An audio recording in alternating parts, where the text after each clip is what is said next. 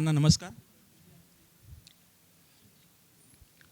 साधना साप्ताहिक आणि प्रकाशन आणि महाराष्ट्र अंधश्रद्धा निर्मूलन समिती या दोन्ही संस्थांच्या वतीने आयोजित केलेल्या या कार्यक्रमाला उपस्थित असलेल्या सर्वांचं मनपूर्वक स्वागत.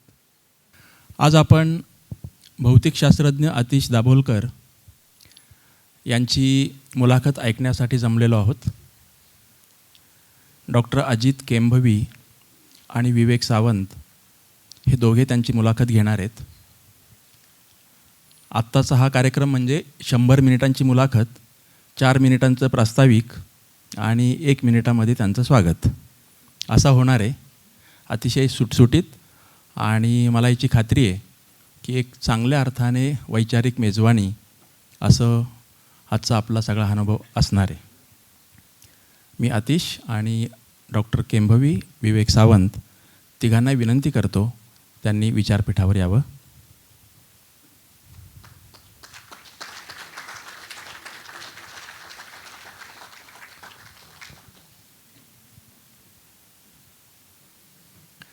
तिघांचंही स्वागत करण्यापूर्वी मी थोडी या मुलाखत आयोजित करण्याच्या मागची पार्श्वभूमी सांगतो. 2008मध्ये डॉक्टर दाभोलकर, नरेंद्र दाभोलकर साधनाचे संपादक होते आणि मी तेव्हा युवा संपादक होतो. आणि डॉक्टर दाभोलकर मला असं म्हणाले की आतिश, त्यावेळी ते फ्रान्समध्ये होते, काही काळासाठी भारतात आहे, पुण्यात आहे, आणि त्याची एखादी चांगली मुलाखत किंवा चांगला दीर्घलेख असं आपल्याला साधना साप्ताहिकासाठी जर करता येत असेल तर बघ.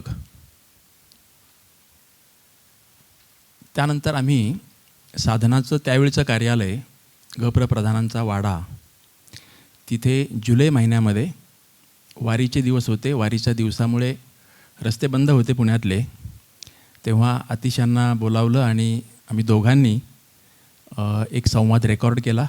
मी त्यांच्यासमोर काही प्रश्न ठेवले होते, एक 12-15 प्रश्न, आणि त्या प्रश्नाच्या अनुषंगाने अति शांतपणे बोलत गेले. ते रेकॉर्ड होत गेलं. नंतर मी काही उपप्रश्न विचारले, त्याचंही रेकॉर्डिंग झालं. पुढे आम्ही त्याचं शब्दांकन केलं, ते तपासून घेतलं आणि 2008च्या साधनाच्या दिवाळी अंकात 5-6 हजार शब्दांचा दीर्घलेख अशा पद्धतीने तो प्रसिद्ध केला. त्या मुलाखतीचं किंवा त्या लेखाचं वैशिष्ट्य असं होतं की ती मुलाखत ऐकताना आतिश उत्तम मराठी बोलत आहेत, पण ते प्रश्नांची उत्तरं देताना थोडं थांबतायत, थोडंसं अडखळत आहेत, थोडंसं मागे पुढे होत आहेत. आणि तरीही मला असं वाटत होतं की आपण एखाद्या सफरीवर आहोत. आणि तेव्हा मला असं आठवलं होतं की त्याच्या काहीच दिवस आधी लुई फिशर यांनी अ वीक विथ गांधी असं एक छोटं पुस्तक लिहिलं, गांधीजींच्या बरोबरचे संवाद. आणि त्याच्या कन्क्लुजनमध्ये असं म्हटलं होतं की मी भारतातल्या अनेक लोकांना भेटलो, राजकीय नेत्यांना, परंतु ते मला रेडीमेड उत्तरं देत होते. आणि गांधींशी बोलताना मात्र गांधी विचार करतात आणि उत्तराच्या दिशेने कसं जातात ती प्रक्रिया ते आपल्याला दाखवतात. आणि मग एक वाक्य त्यांनी असं लिहिलं होतं की ही थिंक्स अलाउड. तर तसं काहीसं मला आतिश यांच्या मुलाखतीच्या वेळी तेव्हा वाटलं होतं, ही थिंक्स अलाउड. आणि आपण त्यांच्याबरोबर एका उंच ठिकाणावरून किंवा असं वेगवेगळ्या ठिकाणी जाऊन आपण सफर करतो आहे आणि त्या प्रश्नांचा शोध घेतो आहे आणि ते आपल्याला सहप्रवासी बनवत आहेत आणि उत्तराच्या दिशेने घेऊन जात आहेत. त्यानंतर जवळपास आता 17 वर्षानंतर आतिश आणि मी आज इथे भेटलेलो आहोत. मात्र या दरम्यानच्या काळात मेलवरून प्रामुख्याने आणि क्वचित काही वेळा फोनवरून आमचा संवाद होत होता. आतिश यांच्यासारख्या आंतरराष्ट्रीय ख्यातीच्या वैज्ञानिकांनी लिहायला हवं वेगवेगळ्या भाषांच्यामधून, खरं तर इंग्रजीमध्येही आणि आपल्या मातृभाषांच्यामध्येही. आणि त्यांना ते शक्य नसेल तर अशा लोकांचे विचार, त्यांचं कार्य हे त्या भाषांच्यामध्ये जायला हवं असंही मला वाटत होतं. मध्ये काही वेळा त्यांच्याकडून आम्ही थोडं लिहून घेतलं. विशेषतः गेल्या वर्षी त्यांचे वडील श्री दाभोलकर यांचं शताब्दी वर्ष आलं, तेव्हा आतिशने जो लेख लिहिला तो अतिशय अप्रतिम आहे, मोठा लेख आहे, 10-12 पानांचा आहे. साधनाच्या 30 ऑगस्ट 2025च्या अंकात तुम्हाला तो वाचता येईल. आणि मग अलीकडच्या काही वर्षात आमचा जेव्हा केव्हा मेल व्हायचा, फोन व्हायचा, तेव्हा मी असं सांगायचो की तुम्ही भारतात जेव्हा केव्हा याल, पुण्यात असाल, तेव्हा आपण एक चांगला कार्यक्रम, जाहीर मुलाखत किंवा भाषण असं काहीतरी करू. आणि त्यांनी आता 2-1 महिन्यापूर्वी आवर्जून असं कळवलं की मी फेब्रुवारी महिन्यातले हे दिवस पुण्यामध्ये आहे. आणि मग आज आपण हा कार्यक्रम आयोजित करतो आहे. अर्थातच डॉक्टर नरेंद्र दाभोलकर हे अतिशयांचे काका, चुलते. आणि काकांचा त्यांच्यावरचा असलेला एक सुरुवातीच्या काळातला जो काही प्रभाव असेल तोही खूप महत्त्वाचा राहिलेला आहे. आणि तेव्हा ते मला म्हणाले की ह्या सगळ्या प्रक्रियेत अंधश्रद्धा निर्मूलन समिती, डॉक्टर नरेंद्र दाभोलकर यांनी केलेलं काम, या संदर्भातही मला काही मुद्दे मांडता आले तर हवेच आहेत. मग आपण महाराष्ट्र अंधश्रद्धा निर्मूलन समिती आणि साधना असा हा संयुक्तपणे कार्यक्रम करायचं ठरवलं आणि त्याप्रमाणे इथे जमलेलो आहोत. आत्ता मी तिघांचंही स्वागत करण्यासाठी दीपक गिरमे सर आणि सुरेश गोरे यांना बोलावतो. मी प्रथम सुरेश गोरे, रसायनशास्त्रज्ञ आहेत, साधनाचे सल्लागार आहेत, त्यांना अशी विनंती करतो की अतिशचं स्वागत करावं, पुस्तक, फूल देऊन. आणि त्यानंतर आपल्या 2 जे संवादक आहेत त्यांचं स्वागतही करतील.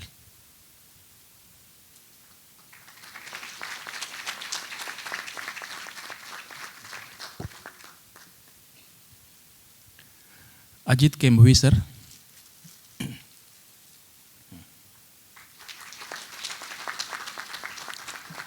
विवेक सावंत,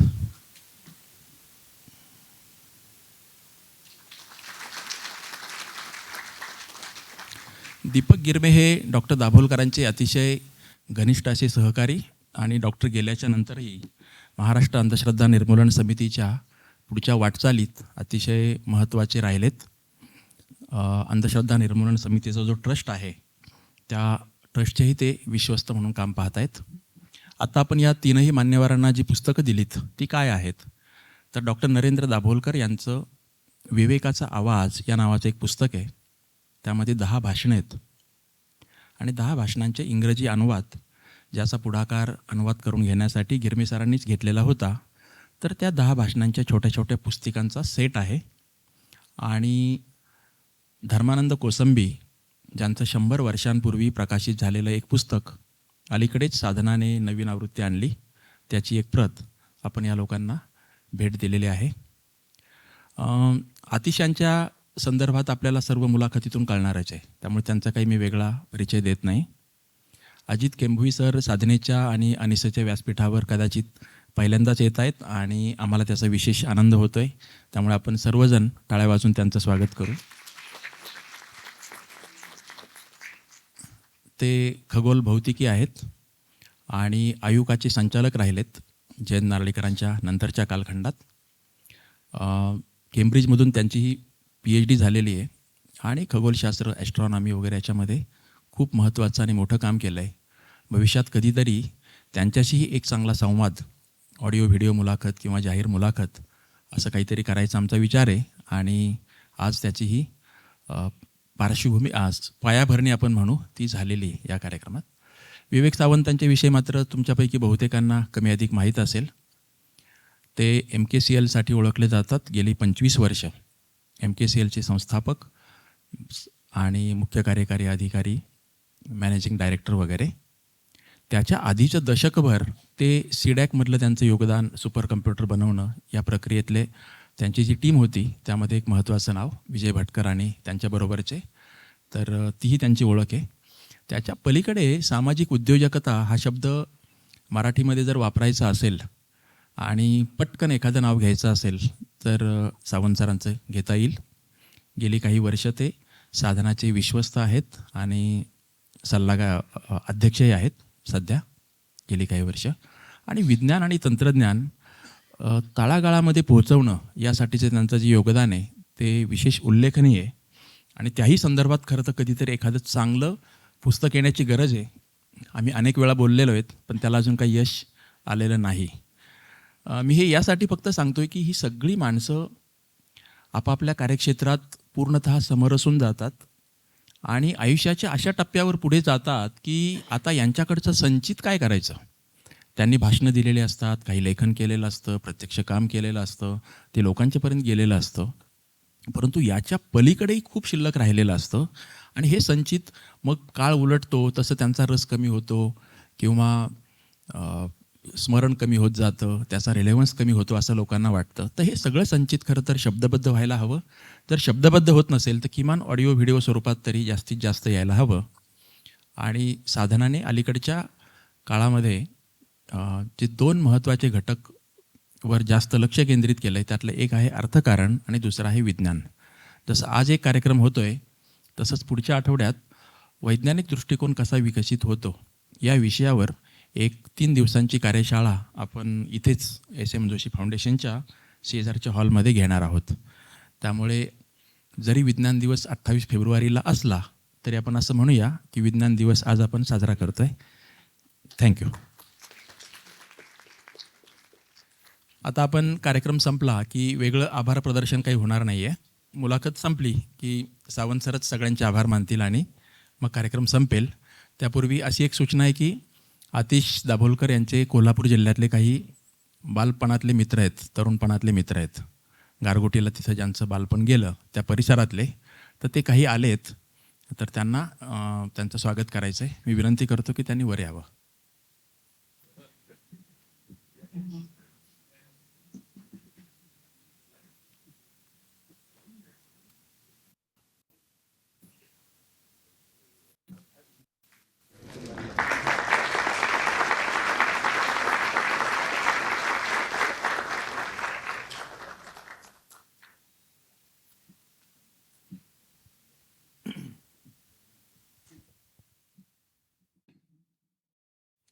विनोदनी खूपच सुंदर असं प्रास्ताविक केलेलं आहे आणि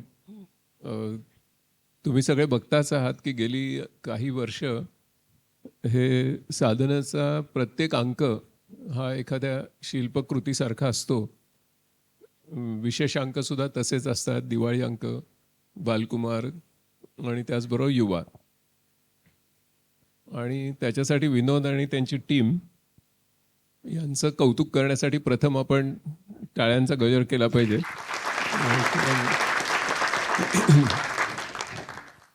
आणि त्याचबरोबर सातत्याने कार्यशाळा, सातत्याने प्रकाशन समारंभ हे करून समाज प्रबोधनाचं सुद्धा काम साधना ट्रस्ट सातत्याने करत असते. आणि त्याच्याही मागे विनोद आणि त्यांच्या टीमचे खूप अपार कष्ट असतात. आणि त्यामुळे त्यांची संबंधाची प्रकाशनं आहेत ती खूप मोठ्या प्रमाणात वाचली जातात, जगभर जातात. आणि अगदी थोड्या काळात 150 प्रकाशनं झालेली आहेत. आणि चोखंदळ वाचकांची भूक भागवण्याचा ते खूप मनापासून प्रयत्न करतात. त्याच्याबद्दल एकच छोटीशी गोष्ट सांगतो की आत्तापर्यंत त्यांनी ज्या प्रकारचा ऐवज निर्माण केला त्याला जागतिक अशी पावती मिळाली. आणि ती अशी की साधना डिजिटलचा जो गेल्या 75 वर्षाचा साने गुरुजींपासूनचा जो कंटेंट आहे तर तो वापरून आमचा AI हा मराठीमध्ये उत्कृष्ट झाला पाहिजे या कारणासाठी ऑक्सफर्ड युनिव्हर्सिटी प्रेसनी तो सगळा कंटेंट साधना ट्रस्टकडे मागितला. आणि त्याचे हक्क साधना ट्रस्टकडेच ठेवले. परंतु ते वापरून AIला ट्रेन करणार आहेत आणि त्याच्यासाठी खूप भरीव असं आर्थिक मानधनसुद्धा त्यांनी साधना ट्रस्टला दिलेलं आहे. तर कारण त्यांनी शोध घेतला मराठी साहित्यसृष्टीमध्ये तर 75 वर्षापासूनचा सर्वच्या सर्व ऐवज हा डिजिटल स्वरूपात असणं सर्चेबल हा फक्त साधना ट्रस्टकडे होता. आणि त्याच्यामुळे ऑक्सफर्ड युनिव्हर्सिटी प्रेस त्यांना स्वतःहून भेटायला आली. आजच्या मुलाखतीकडे वळूया. प्रथम आतिशांचं मनापासून स्वागत. आणि मी ज्यावेळी त्यांना प्रथम ऑनलाईन भेटलो तर माझी अशी अपेक्षा होती की असा एक अतिशय सिरियस असा चेहरा आपल्याला बघायला मिळणार आहे. आणि म्हणजे अगदी त्याच्या विरुद्ध. आणि त्यांच्या वडिलांचा माझा खूपच परिचय होता, पण आतिशना मी प्रथमच भेटलो आणि त्यांच्या डिझार्मिंग स्माईलमुळे मला आजची मुलाखत खूपच छान होईल याची खात्री पटली. अतिश, आता जास्त वेळ न घालवता मी प्रश्न विचारतो. प्रश्न अगदी त्रोटक विचारणार आहे, कारण आपल्याला सगळ्यांना अतिशनं ऐकायचं आहे. तर थोडीशी मुलाखत ही लिनियर आहे. याचं कारण तुम्हाला सगळ्यांना त्यांचं बालपण, कुमारवय जाणून घ्यावं असं वाटत असेल.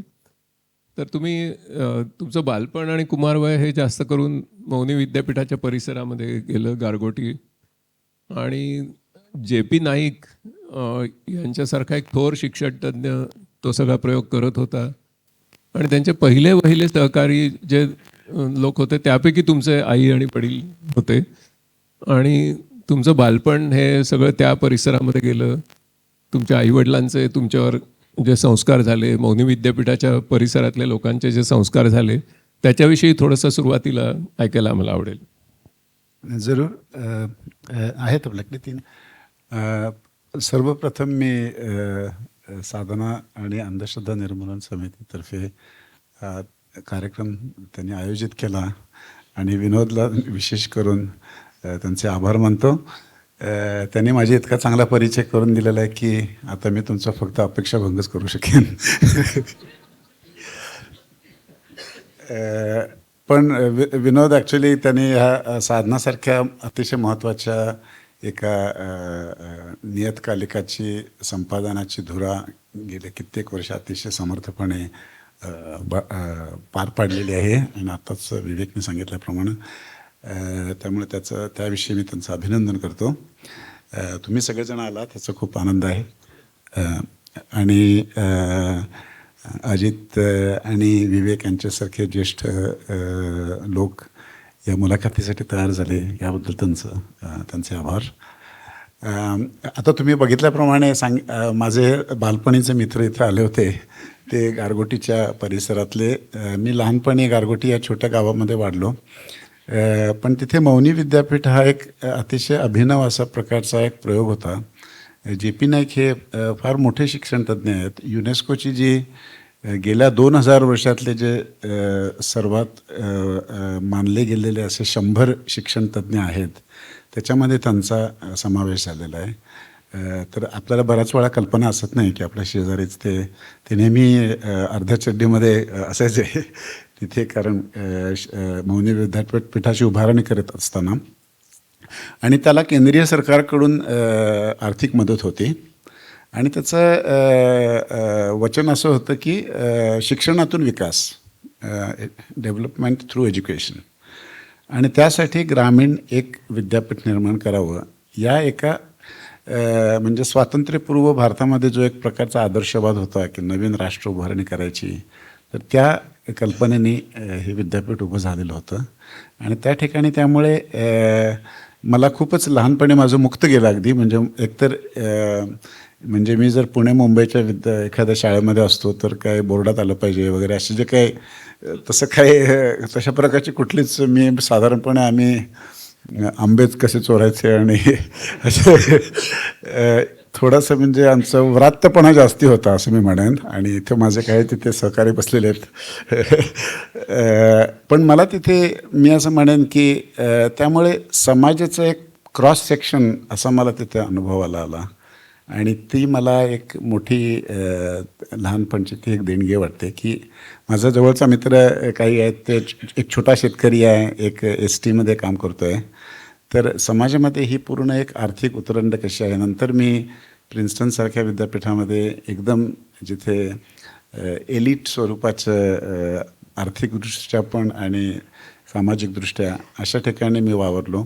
त्यामुळे हे एक भान मला कायम राहिलं. आणि भारतामध्ये कशा प्रकारची उतरंड आहे आणि तो अनुभव मला त्यामुळे फार महत्त्वाचा वाटतो. आणि अशा प्रकारचं मुक्त परंतु बौद्धिकदृष्ट्या समृद्ध असं ते वातावरण होतं. कारण JP नायकांसारखे लोक होते, बरेच आचार्य भागवत, देवदत्त दाभोलकर हे सगळे लोक त्यावेळेला सुरुवातीच्या काळामध्ये या विद्यापीठामध्ये होते. त्यामुळे तो मी असं म्हणेन की तो पायाभूत असं माझा एक अनुभव होता. त्या काळामध्ये तुमचे वडील जरी ते गणिताचे प्राध्यापक असले तरी त्यांनी त्यांच्या गच्चीवर एक द्राक्षाची वेल लावली आणि त्याच्यातून एक दक्षिण महाराष्ट्रामध्ये एक मोठी द्राक्ष क्रांती झाली.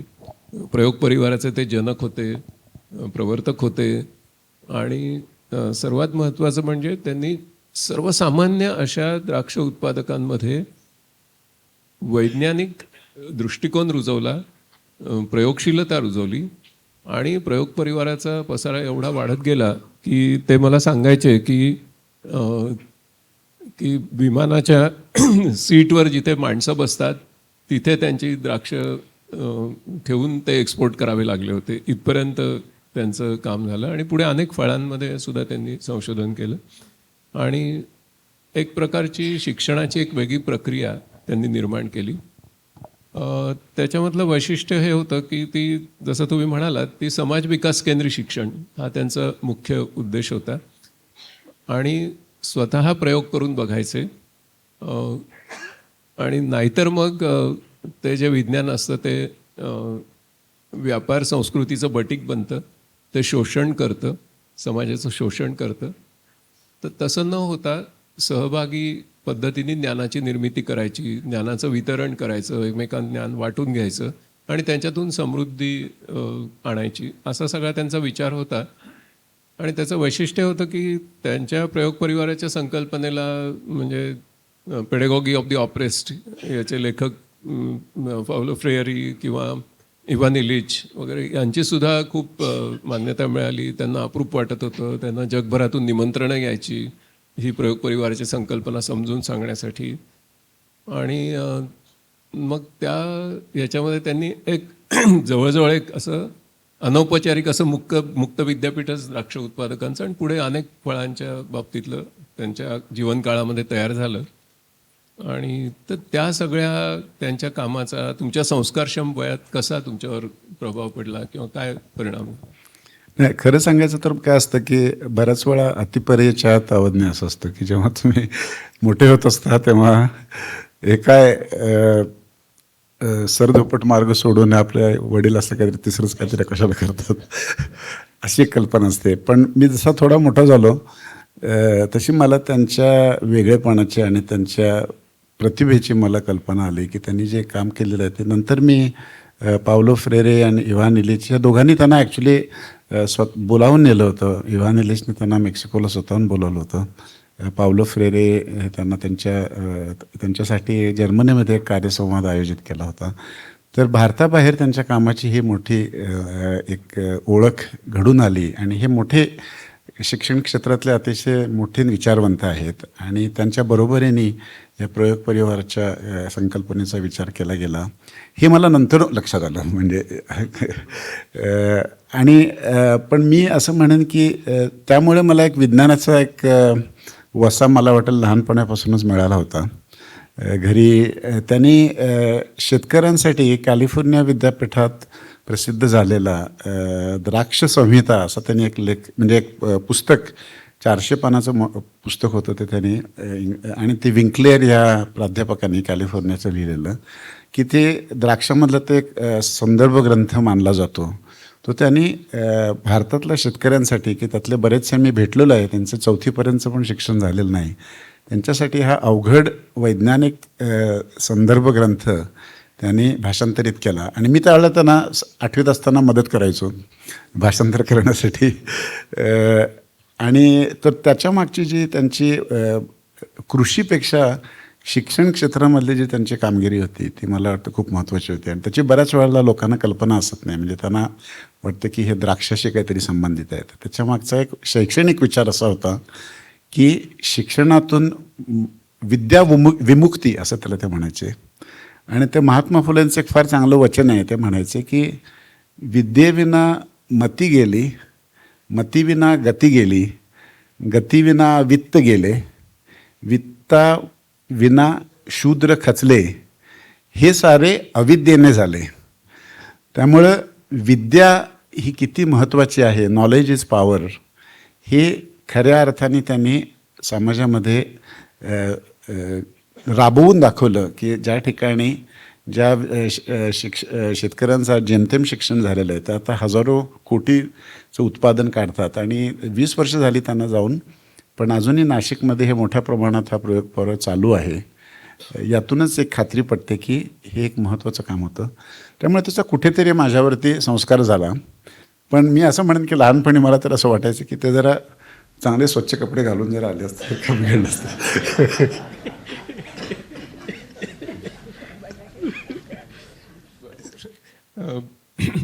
तुम्ही म्हणजे मूलभूत विज्ञानाकडे वळायचं जे तुमचं लाईफ मिशन आहे ते बहुधा तुम्हाला शालेय वयात किंवा फर्ग्युसन कॉलेजमध्ये आल्यानंतर बहुतेक गवसलं. तर त्यावेळेला असं काय विशेष तुम्हाला भौतिकशास्त्रामध्ये वाटलं की तुम्हाला सरधोपट मार्गाने मेडिकल किंवा इंजिनिअरिंग याला न जाता हा संशोधनाचा थोडासा खडतर पर्याय निवडावा आणि त्याच्यामध्येच आपलं पुढचं करिअर करावं? तर तो टर्निंग पॉईंट काय होता? कसं ठरवलं ते? काय त्यावेळेला डोक्यामध्ये विचार झाले? तर खरं सांगायचं तर म्हणजे हे मी इथल्या विद्यार्थ्यांसाठी सांगतोय की जो कोणी आले असतील तर काही प्रमाणात हा थोडासा एक स्वप्नाळूपणा असतो त्याच्यामध्ये. असं मी काय म्हणजे काय बऱ्याच वेळेला तुम्ही जेव्हा मागे वळून बघता तेव्हा तुम्हाला असं म्हणता येईल की हो मी खूप विचार करून त्यावेळेला असं ठरवलं होतं आणि मग मी इकडून तिकडे गेलो तिकडून तिकडे गेलो. पण बऱ्याच वेळा असं झालेलं असतं की तो बऱ्याच त्याच्यामध्ये नशिबाचा भाग असतो. बरेच असे घटना घडत असतात की ज्याच्यावरती खरं तुमचं त्याच्यामध्ये काय विशेष श्रेय नसतं. तर असं मला एक नशिबाचा भाग त्याच्यामध्ये खूप आहे असं मी म्हणेन. आणि स्वप्नाळूपणा पण खूप होतं की म्हणजे एक प्रकारचं त्याला काय म्हणतात बौद्धिक ग्लॅमर ज्याला म्हणतात की तुम्ही त्या वयामध्ये मी म्हणजे मला काय खेळाडूंचं किंवा सिनेतारकांचं मला काही आकर्षण नव्हतं यामध्ये, ग्लॅमर नव्हतं. पण त्यावेळेला मी अशी पुस्तकं वाचायला लागलो होतो म्हणजे रिलेटिव्हिटी किंवा क्वांटम मेकॅनिक्स आणि त्याच्यामधलं एक प्रकारचं जे बौद्धिक ग्लॅमर होतं की अरे आपण एवढ्या छोट्या एका कागदावरती आपण हे समीकरण लिहून जगाचं आकलन घडवू शकतो. दिस वॉज रिअली फॅसिनेटिंग. तर ते आपण काहीतरी त्याच्यामध्ये केलं पाहिजे. अर्थात ते करण्याची माझ्यामध्ये क्षमता आहे का नाही हे तुम्हाला त्यावेळेला माहिती नसतं किंवा त्याच्यामध्ये तुम्ही काही योगदान देऊ शकाल का नाही याची तुम्हाला माहिती नसते. आणि तो एक म्हणजे तो एक तुमचा एक इट्स एक्सप्लोरेशन. आणि त्यामुळे मी असं म्हणेन की बऱ्याच वेळेला अशा प्रकारचा सल्ला मुद्दाम मला द्यावासा वाटत नाही तरुण मुलांना की there is a kind of a survivor bias also की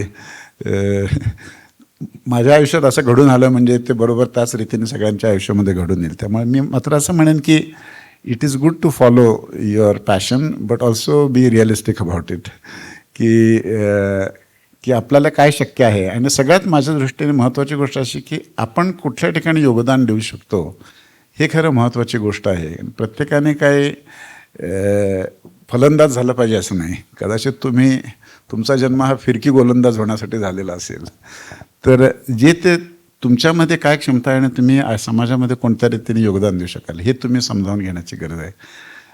तर मी असं म्हणेन की एक माझा नशिबाचा चांगला भाग म्हणजे मला फर्ग्युसनमध्ये एम प्रकाश म्हणून मला एक प्राध्यापक भेटले आणि त्याने मला कॅल्क्युलसमध्ये त्यांनी शिकवलं. त्याला मला ते द पॉवर ऑफ मॅथमॅटिक्स ज्याला म्हणतात गणितातलं जे काही एक सामर्थ्य होतं ते मला असं एकदम जाणवून आलं त्यांच्यामुळे. आणि मी त्यांच्या सल्ल्याने IIT कानपूरला जाण्याचा सल्ला घेतला. अर्थात एक त्याच्यामध्ये मुद्दा असा होता की जितकं होईल तितकं आपल्या पालकांपासून दूर जाणं असं एक मजाक होता. तर आईवडील म्हणत होते तर तू मुंबईला का जात नाही IIT म्हणजे मला IIT कानपूरला जायचं आहे. पण खरं त्याचं कारण असं होतं की मला एम प्रकाशने सांगितलं होतं की भारतामध्ये जर तुला फिजिक्समध्ये करायचं असेल तर तू IIT कानपूरला जा. आणि तो सल्ला मानून मी लांब जाण्याचा निर्णय घेतला आणि तो सुदैवाने योग्य ठरला. म्हणजे हे मी म्हणतोय की सर्वायवर बायस कदाचित तो चुकीचाही ठरला असता. तिथे मला जर चांगले सहकारी भेटले नसते तर मी कुठल्या तरी दुसऱ्या मार्गाने गेलो असतो. त्यामुळं सगळ्या ते ज्या तुमचे टप्पे आणि ज्या तुमच्या जे तुम्ही पावलं उचलता त्याची तुम्हाला त्यावेळेला कल्पना असत नाही की ते आपण कोणत्या दिशेने जात आहोत.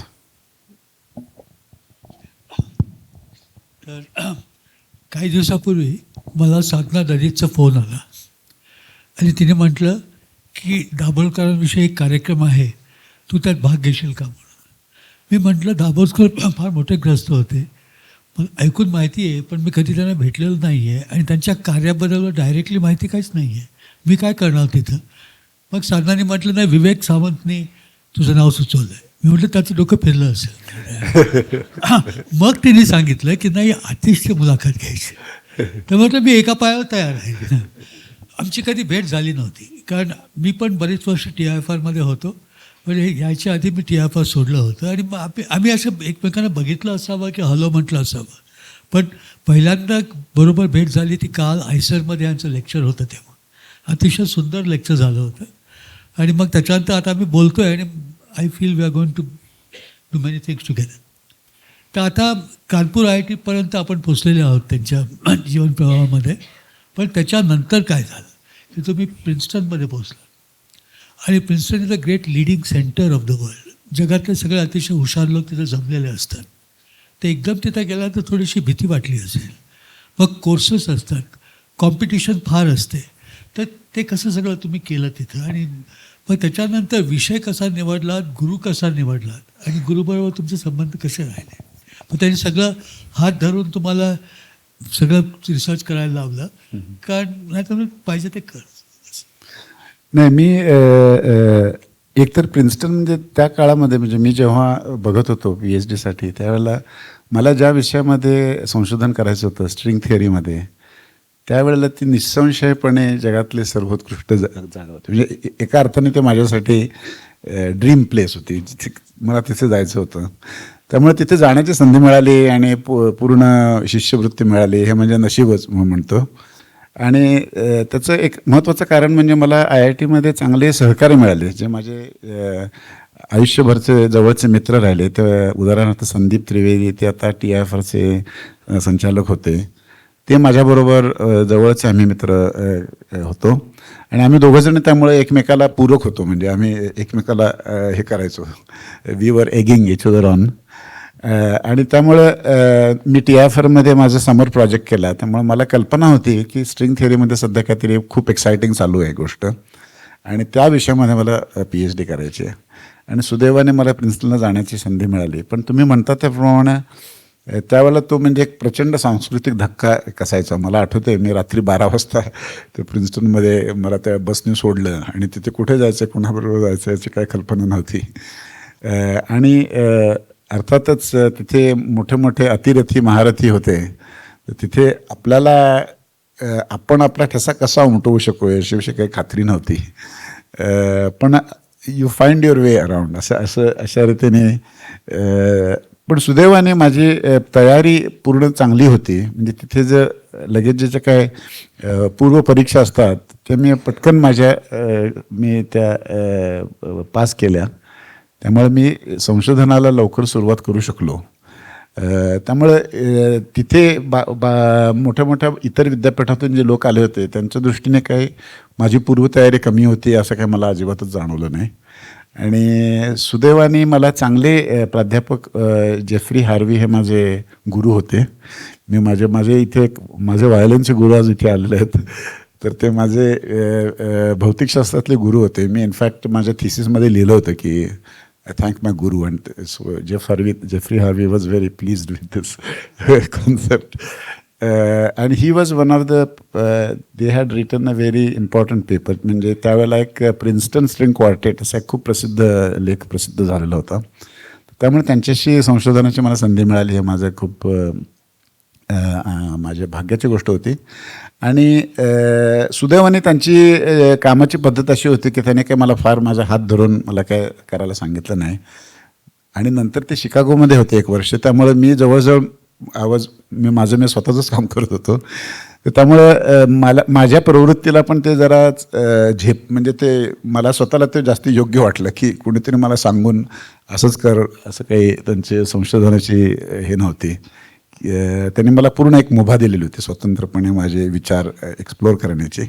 आणि अर्थातच त्यांचा त्याच्यामध्ये सहभाग होता. आम्ही एक शोधनिबंध लिहिला, त्याचं नंतर महत्त्व पुढे जास्ती लक्षात आलं. सो आय वुड से की I was fortunate in many ways. ह्याच्यामध्ये एक तुम्हाला लहानसा प्रश्न विचारायचा आहे की प्रिन्स्टनमध्ये नेहमी अतिरथी महारथी असतात, नोबेल लॉरिएट्स असतात. तुम्ही असताना सगळ्यात मोठे असे कोण होते तिथे? नाही, तिथे जेफ्री हार्वी हे तर स्वतः खूप मोठे वैज्ञानिक आहेत. ते सध्या शिकागोमध्ये एनरिको फर्मी प्राध्यापक आहेत. नंतर कॅलन म्हणून एक मोठे वैज्ञानिक आहेत. नंतर डेव्हिड ग्रोस, त्यांना नोबेल पारितोषिक मिळालं. एडवर्ड विटन, त्यांना फील्ड्स मेडल मिळालं. हे सगळे जे माझे प्राध्यापक होते, त्यांच्याकडून मला प्रत्यक्षात आईन्स्टाईनचा सापेक्षतावाद किंवा क्वांटम फील्ड थिअरी त्यांच्याकडून शिकण्याची मला संधी मिळाली. नंतर अर्थातच पुढे जसे गेलो ते माझे सहकारी झाले एका अर्थाने. त्यांच्या त्यांच्याबरोबर मी काही शोधनिबंध मी प्रसिद्ध केले कोलॅबरेशनमध्ये. आणि काही अर्थाने ते मित्रही झाले, म्हणजे आता ते बरोबरीच्या मताने झाले. आणि बऱ्याच वेगवेगळ्या संदर्भात मग त्यांच्याशी माझ्याचा संबंध आला. उदाहरणार्थ डेव्हिड ग्रोस आता हे ICTP म्हणजे जिथे मी डायरेक्टर आहे तिथे ते आमच्या सायंटिफिक काउन्सिलवरती आहेत आणि ते आम्हाला खूप मदत करतात. ते नोबेल पारितोषिक विजेते आहेत आणि ते जवळचे मित्र झालेले आहेत. आमच्या घरी वगैरे बऱ्याच असे म्हणजे निकटचे संबंध झालेले आहेत. तसंच एडवर्ड विटन हे पण एक मोठे म्हणजे गणितातले असे त्यांचं एक अभूतपूर्व एक योगदान आहे. जे स्वतः जरी ते भौतिकशास्त्रज्ञ असले तरी, आणि त्यामुळे त्यांना फील्ड्स मेडल हा गणितातला सगळ्यात सर्वोच्च पुरस्कार त्यांना मिळाला की जो मला वाटतं एकाच भौतिकशास्त्रज्ञाला मिळाला असेल. तर त्यामुळे तिथे वैचारिकदृष्ट्या माझा एक खूप समाधानकारक प्रवास होता. प्रिन्स्टन नंतर जेव्हा PhD झाली, तुम्ही पोस्ट डॉक्टरल पोझिशनसाठी रटगर्समध्ये होता, मग त्याच्यानंतर हार्वर्ड, मग कॅल्टेक. सगळे एकापेक्षा एक वरच्या स्तरातले अशा म्हणजे संस्था आहेत. मी कधी आजपर्यंत प्रिन्स्टनला गेलेलो नाही आहे, पण हार्वर्ड आणि कॅल्टेकमध्ये मी बराच काळ काढलेला आहे. तर आता ह्या संस्थांपैकी तुम्हाला काय फरक काय होता त्यांच्यामध्ये किंवा सिमिलॅरिटी काय होती? आणि जर का समजा तुम्हाला आता तिथं परत जायचं असेल लॉंग टर्म, तुम्ही कुठे जाल? असं काय सांगता येणार नाही, कारण म्हणजे जसं आहे उदाहरणार्थ क्रिकेटच्या टीमचं कसं असतं की 5 वर्ष एखादी टीम मध्ये खूप ती जोरात असेल, म्हणजे चेन्नई किंवा मुंबई इंडियन्स कधी 5 वर्ष जोरात असेल. त्यामुळे कुठल्या विषयावरती भर आहे वैज्ञानिक संशोधनाचा ते दर 5-6 वर्षांनी बदलत असतं सारखं. त्यामुळं एखादी संस्था कायमची पुढे असते असं काही म्हणता येणार नाही. आणि तुमच्या कुठल्या विषयामध्ये तुम्हाला रस आहे त्याच्यावरती पण अवलंबून. म्हणजे मला स्ट्रिंग थिअरीमध्ये रस होता, पण ज्या लोकांना कदाचित खगोलशास्त्रामध्ये करायचं असेल किंवा गणितात करायचं असेल किंवा त्या विषयामधल्या जो काही उपविषय असेल त्याच्यामध्ये करायचं असेल, तर ते मला असं वाटते की एका विशिष्ट मर्यादेनंतर त्या संस्थेच्या नामाला तसं काय फारसं महत्त्व नाही. तुम्ही कुणाबरोबर काम करता, तुम्ही स्वतः काय करता याला जास्ती महत्त्व आहे. म्हणजे तुम्ही एकदा IPL खेळायला लागलात की तुम्ही कुठल्या टीममध्ये आहात त्याला तसं काही फारसं महत्त्व नाही. You can make the institute. हां, you can make the institute also to some extent.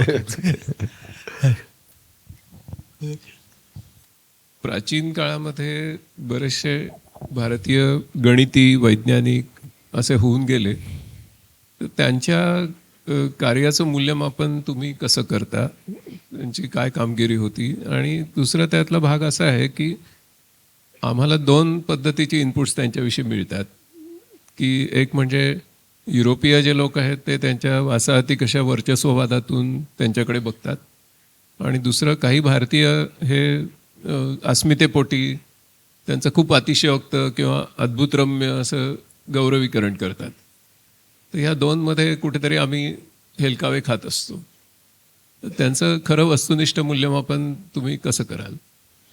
नाही, हा खूप महत्त्वाचा प्रश्न आहे. आणि मला असं वाटतं की माझ्यासारखे किंवा भारतातून जे वैज्ञानिक आता विज्ञानामध्ये काही योगदान देत आहेत त्यांची एक प्रकारची जबाबदारी आहे की हा जो वसाहतवादी दृष्टिकोन होता त्यामुळे अतिशय एकांगी ऐतिहासिक असं एक चित्रण लोकांसमोर पुढे ठेवलं गेलं आणि तुम्ही म्हणता त्याप्रमाणे त्याला एक प्रकारची प्रतिक्रिया म्हणून दुसरं एक अतिशय एकांगी की भारतामध्ये सगळंच होतं, वेदांमध्ये सगळंच होतं, पूर्वीच्या काळी आमच्याकडे हे होतं, सगळं ते होतं.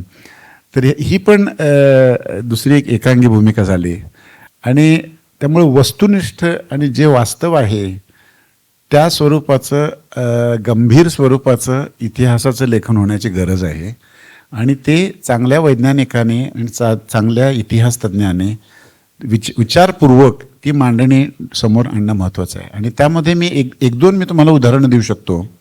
उदाहरणार्थ आपल्याकडे ब्रह्मगुप्त हा एक अतिशय मोठा गणितज्ञ होऊन गेला की ज्यांनी शून्याची कल्पना, आता आपल्याला वाटेल शून्याची कल्पना म्हणजे काय एवढं त्याच्यामध्ये महत्त्वाचं आहे, परंतु संगणकामध्ये हे सगळं 0 आणि 1 याच्यावरती चालत असतं. तर याचा अर्थ काय, तर शून्य म्हणजे केवळ ज्याला प्लेस व्हॅल्यू सिस्टम असं म्हणतात की 1 आणि 0 जर तुम्ही रोमन आकडे लिहिलेत, समजा मी तुम्हाला सांगितलं रोमन आकडे लिहा आणि तुम्ही 53चा गुणाकार 57शी करा, तर तुम्हाला रोमन काळातले मोठे मोठे गणितज्ञ ते बसून 5 मिनटं त्याचं काम करत राहतील. पण आता शाळेतला एक मुलगासुद्धा 53 आणि 57चे गुणाकार करू शकतो. त्याच्याही पलीकडे जाऊन 0 हा एक संख्या आहे. ही जी कल्पना आहे ती भारतीय तत्त्वज्ञानामध्ये शून्यत्वाची कल्पना आहे किंवा बुद्धाच्या तत्त्वज्ञानामध्ये शून्यत्वाची कल्पना आहे की 0 अशी एक एंटिटी असू शकते. तर हे एक विशिष्ट भारतीय दार्शनिकाचं एक त्याच्यामधला एक योगदान आहे की ज्यामुळे ह्या समाजामध्ये ब्रह्मगुप्ताच्या दृष्टीने शून्याची ही कल्पना पूर्णपणे नैसर्गिक होते. तर तिथून ही शून्याची कल्पना अल ख्वारिझमी म्हणजे ह्या 7व्या शतकामध्ये ब्रह्मगुप्त होता. अल ख्वारिझमीने ज्याच्यामुळे अल्गोरिथम हा शब्द जो आलेला आहे तो अल ख्वारिझमीपासून आलेला आहे आणि त्यांनी अल जिब्र वल मुकाबला असं अरेबिकमध्ये लिहिलेलं, पर्शियन होता अल जब्र वल मुकाबला, त्याच्यावरून अल्जिब्रा हा शब्द आलेला आहे. तर जी आपण नेहमी जे अल्जिब्रेक ऑपरेशन्स करतो, इकडचं आपण तिकडं टाकतो आणि तिकडचं इकडं टाकतो, असं अल जब्र वल मुकाबला असं त्याचा अर्थ आहे. त्याच्यावरून अल जिब्रा हा शब्द आला. तर हे जर तुम्ही लक्षात घेतलं तर असं लक्षात येतं की विश्वाची जी एक बौद्धिक वाढ झाली त्याच्यामध्ये युक्लिडनी भूमिती ग्रीक संस्कृतीमध्ये 2000 वर्षापूर्वी उभी केली आणि त्याचंच फक्त तुम्हाला डंका पिटलेला दिसतो. म्हणजे युरोपीय जे इतिहास तज्ज्ञ होते ते एकतर 19व्या शतकामध्ये जर तुम्ही वाचलात तर असं लक्षात येतं की ते ग्रीक चमत्कार असं त्याचं खूप कौतुक करायचं. म्हणजे आता नीत्शेसारखे मोठे मोठे जे तत्त्वज्ञ होते ते असं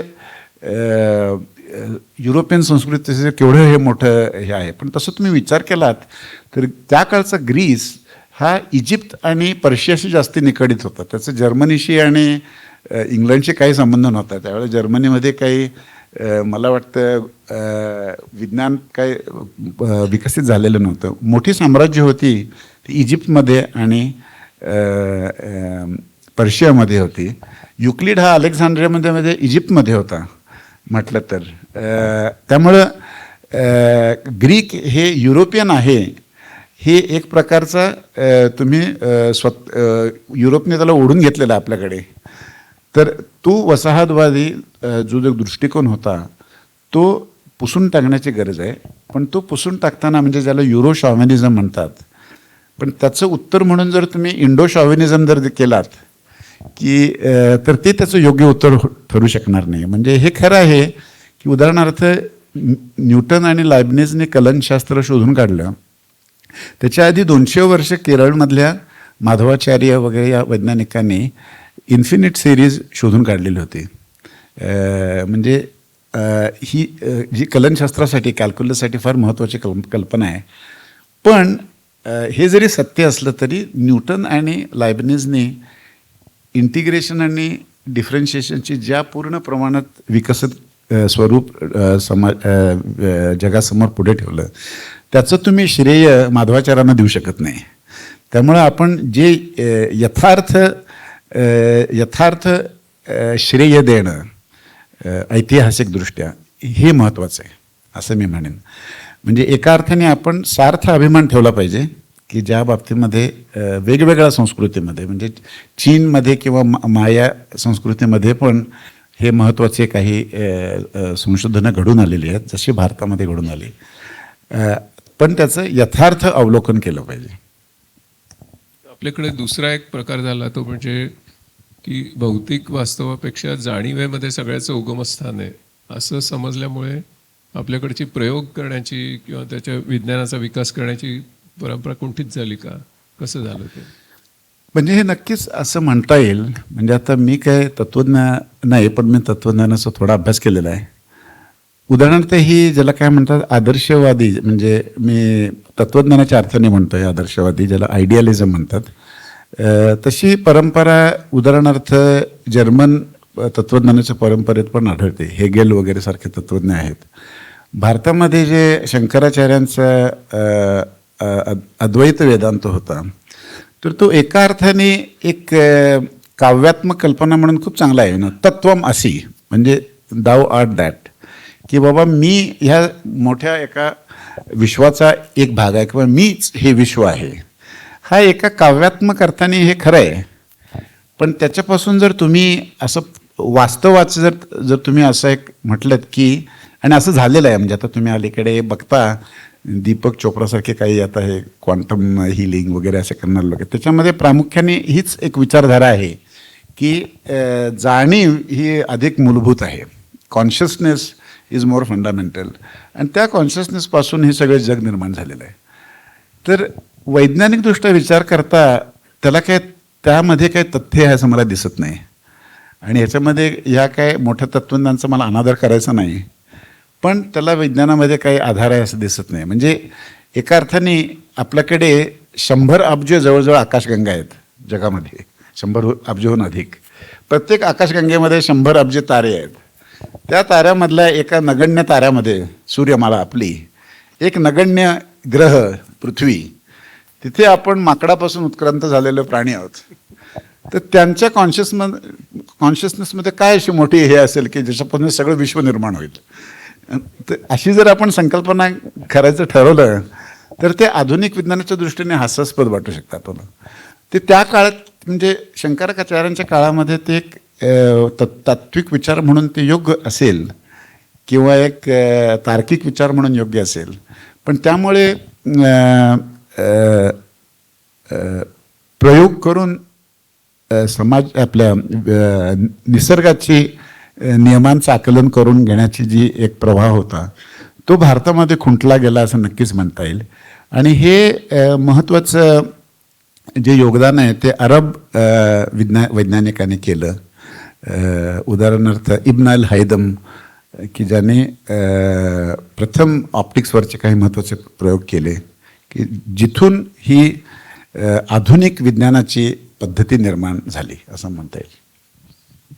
डॉक्टर नरेंद्र दाभोळकरांनी अंधश्रद्धा निर्मूलन समितीच्या माध्यमातून खूप मोठं समाज प्रबोधनाचं काम केलं.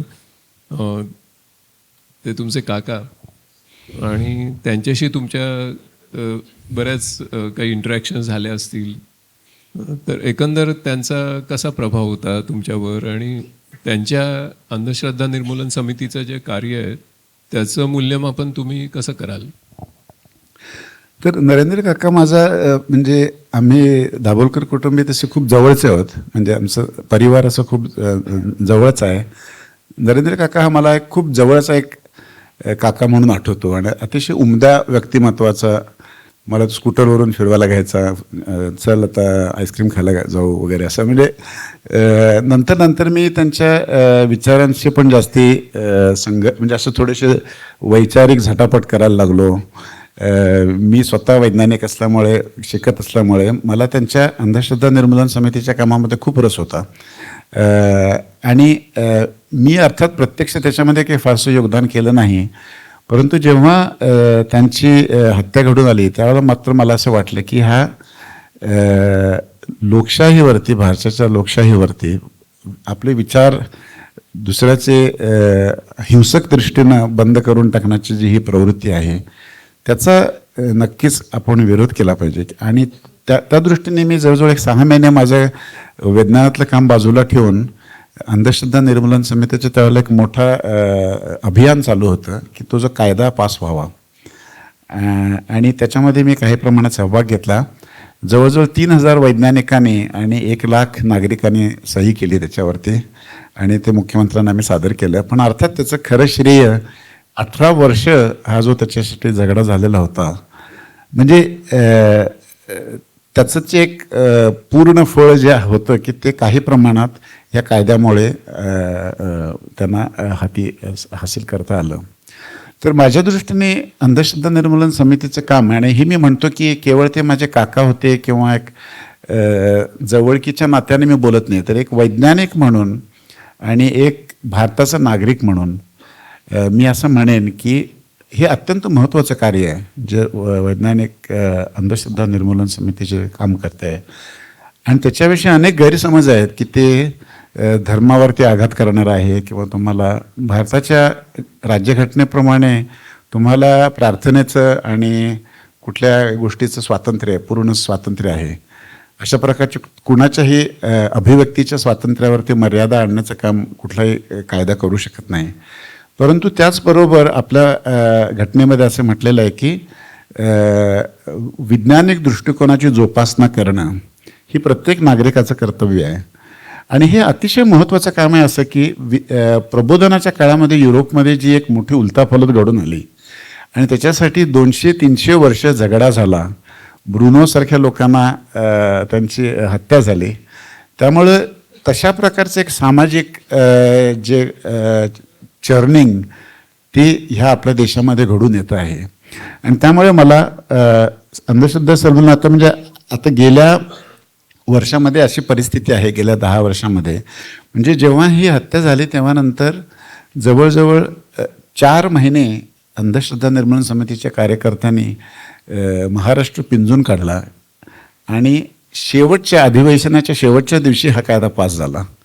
ह्या सगळ्या म्हणजे नागरिकांच्या ह्या पाठिंब्यामुळे राज्यकर्त्यांनी शेवटी हा कायदा पास झाला. आणि मला असं सांगायचं आहे की ह्या कायद्यातले जवळजवळ आता 2000पेक्षा अधिक गुन्हे या कायद्यामध्ये आतापर्यंत झालेले आहेत. त्याच्यामध्ये 20 नरबळीचे केसेस झालेले आहेत. म्हणजे आपल्याला असं वाटेल की आपण आता कृष्णविवर आणि अमुक अशा गोष्टींविषयी बोलतो आहोत, पण ह्याच देशामध्ये आज 20 नरबळी होत आहेत. आणि ते थांबवण्यासाठी PB सावंत किंवा सहस्त्रबुद्धे यांच्यासारखे ज्येष्ठ जे कोणी कायदेपंडित होते त्यांच्या दृष्टीने एका नव्या कायद्याची गरज होती की ज्याचा कोणत्याही रीतीने कोणाच्या धार्मिक स्वातंत्र्यावरती गदा आणण्याचा तो प्रकार नव्हता, पण जे धर्माच्या नावाने लोकांचं शोषण करता आहेत त्याला प्रतिबंध करणारी ही घटना आहे. आणि त्यातून वैज्ञानिक दृष्टिकोन पुढे नेणं हे महत्त्वाचं कार्य त्यातून पूर्ण होते. त्यामुळं मला असं मी म्हणेन की मी आता लांबून बघतोय एका अर्थाने, पण गेली 10-15 वर्ष हे अंधश्रद्धा निर्मूलन समितीचे कार्यकर्ते पाय रोवून उभे आहेत. ही मला अतिशय म्हणजे कौतुकास्पद गोष्ट वाटते. कारण दुर्दैवानी गोष्ट अशी झालेली आहे की सोशल मीडियामध्ये आता तुम्ही कोणीही कुणावरती वाटेल तशी राळ फेकू शकता, तुम्ही तुमच्या कुटुंबियांना धमक्या देऊ शकतात. म्हणजे 4-5 मोठ्या विचारवंतांची हत्या झाली. त्यामुळे हे केवळ हे अवघड काम नाही आहे, तर हे जीवघेणं काम झालेलं आहे. असं असूनही हजारो अंधश्रद्धा निर्मूलन समितीचे कार्यकर्ते दरवर्षी त्यांचे मला वाटतं 1000 कार्यक्रम होतात असे प्रबोधनाचे महाराष्ट्रभर अजूनही. तर एवढ्या प्रतिकूल परिस्थितीमध्ये हे ते विज्ञानाचं हे काम चालू ठेवत आहेत. हे मला वाटतं की आपण सगळ्यांनी त्यांना त्यांच्या वतीने एक कृतज्ञता व्यक्त केली पाहिजे असं मला वाटतं.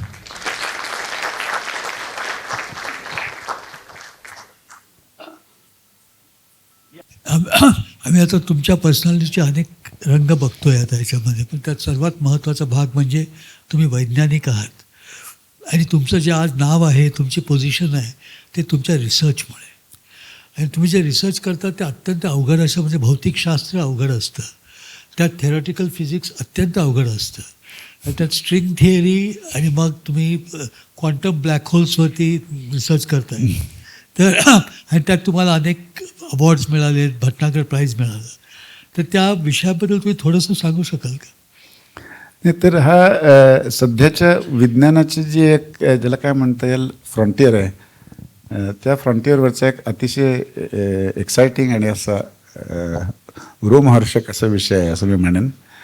तर विज्ञानामध्ये मी काल आयसरच्या भाषणामध्ये सांगितल्याप्रमाणे एक महत्त्वाचा विचारप्रवाह असा की वेगवेगळे जे काही नॅचरल फिनॉमिना, नैसर्गिक ज्या घटना घडून येत असतात त्यांच्या मागे काही एक सुसंगत समीकरणाने आपण त्याचं स्पष्टीकरण देऊ शकतो का. आणि त्याचं आपल्याला सगळ्यांना माहिती असणारं एक उदाहरण म्हणजे वीज पडते आणि चुंबक हे दोन्ही अत्यंत एकमेकापासून त्यांच्या एकमेकाचे काय संबंध आहे असं वाटत नाही. वीज पडली आणि चुंबक यांच्यामध्ये काय फरक आहे. पण आता तुम्हाला सगळ्यांना माहिती आहे, आपण म्हणतो विद्युत चंबकीय लहरी, हे कुठे निर्माण झालं तर हे जवळजवळ 19व्या शतकामध्ये फॅरेडे, अँपियर यांच्यासारख्या मोठ्या वैज्ञानिकांनी केलेल्या संशोधनामुळे आणि नंतर जेम्स क्लार्क मॅक्सवेल यांनी जी समीकरणं लिहिली त्याच्यावरून असं लक्षात आलं की विद्युत आणि चुंबक ही एकाच प्रकारच्या नैसर्गिक घटनेची दोन अंग आहेत आणि ते एकाच प्रकारच्या समीकरणाने आपण त्याचं उत्तर देऊ शकतो. आणि नंतर मॅक्सवेलला असं लक्षात आलं की त्या समीकरणाचं अजून एक सोल्युशन असं निघतं की विद्युत चुंबकीय लहर. त्यामुळे प्रथमच असं लक्षात आलं की प्रकाश ज्याचा विद्युत आणि चुंबक याच्याशी काही संबंध नाही, किंवा एक्सरे किंवा मायक्रोवेव्ह, हे सगळ्या लहरी ह्या एकाच तुम्ही समीकरणाने समजावून घेऊ शकता.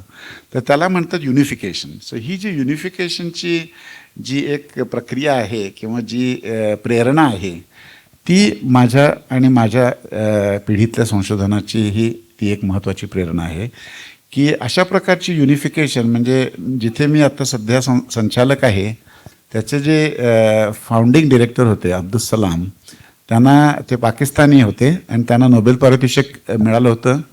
तर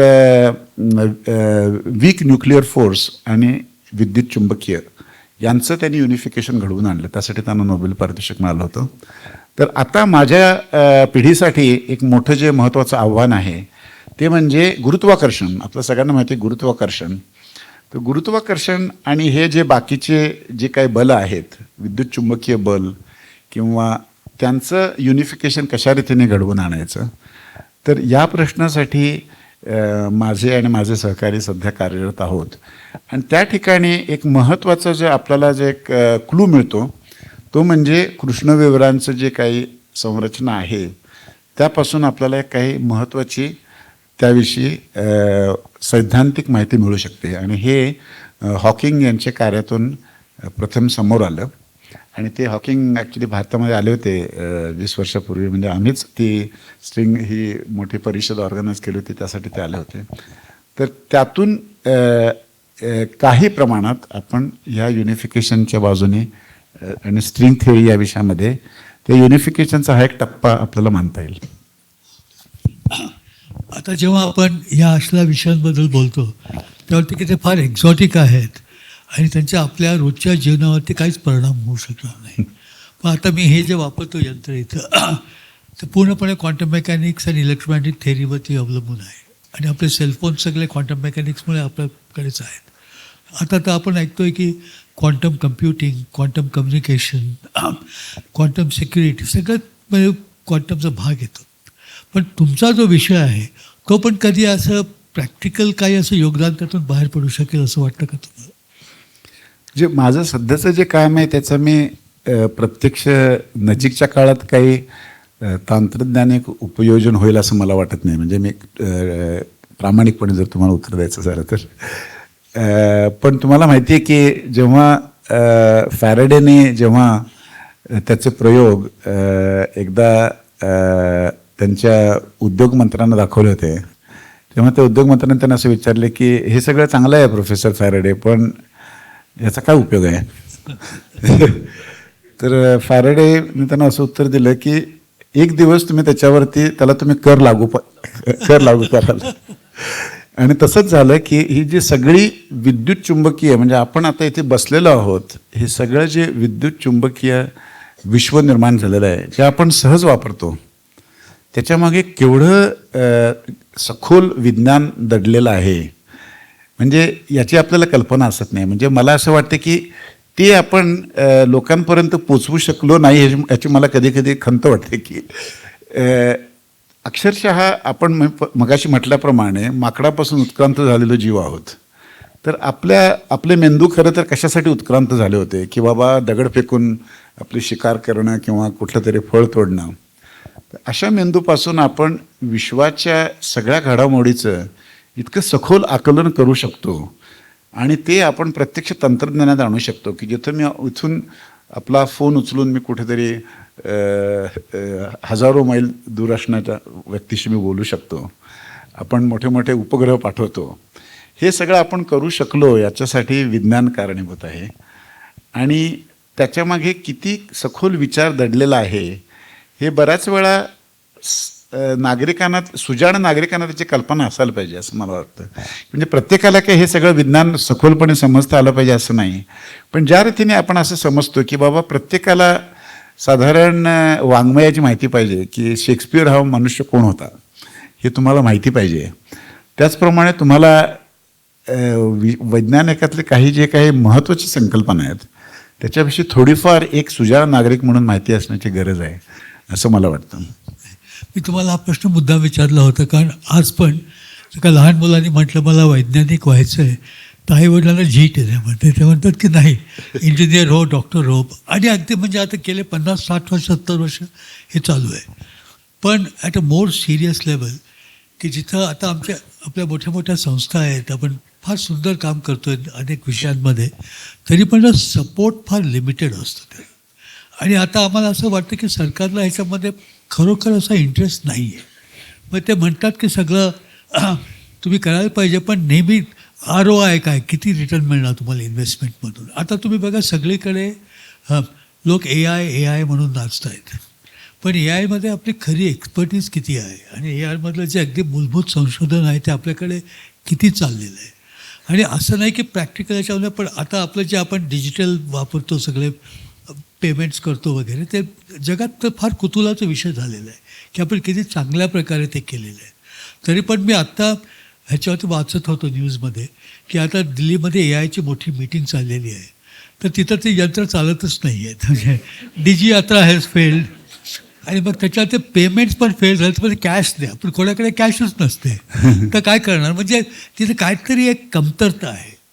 तर ती कोणत्या प्रकारे ती कमतरता आपल्याला भरून काढता येईल आणि आपण म्हणजे विज्ञानाविषयी म्हणजे रेस्पेक्ट, लव अँड अफेक्शन जे लागतं, म्हणजे असं अर्थ नाही की तुम्ही फक्त त्याच्यावरतीच खर्च करत जायचा, प्रॅक्टिकल काय करायचं नाही, मग तसं पण होत नाही. पण एक बॅलन्स लागतो थोडंसं, म्हणजे 5%, 2%, 1% काहीतरी तुम्ही आनंदाने विज्ञानावरती त्याचा खर्च करायला पाहिजे आणि त्यातून लगेच इन्व्हेस्टमेंट रिटर्नचा अपेक्षा धरायची नाही.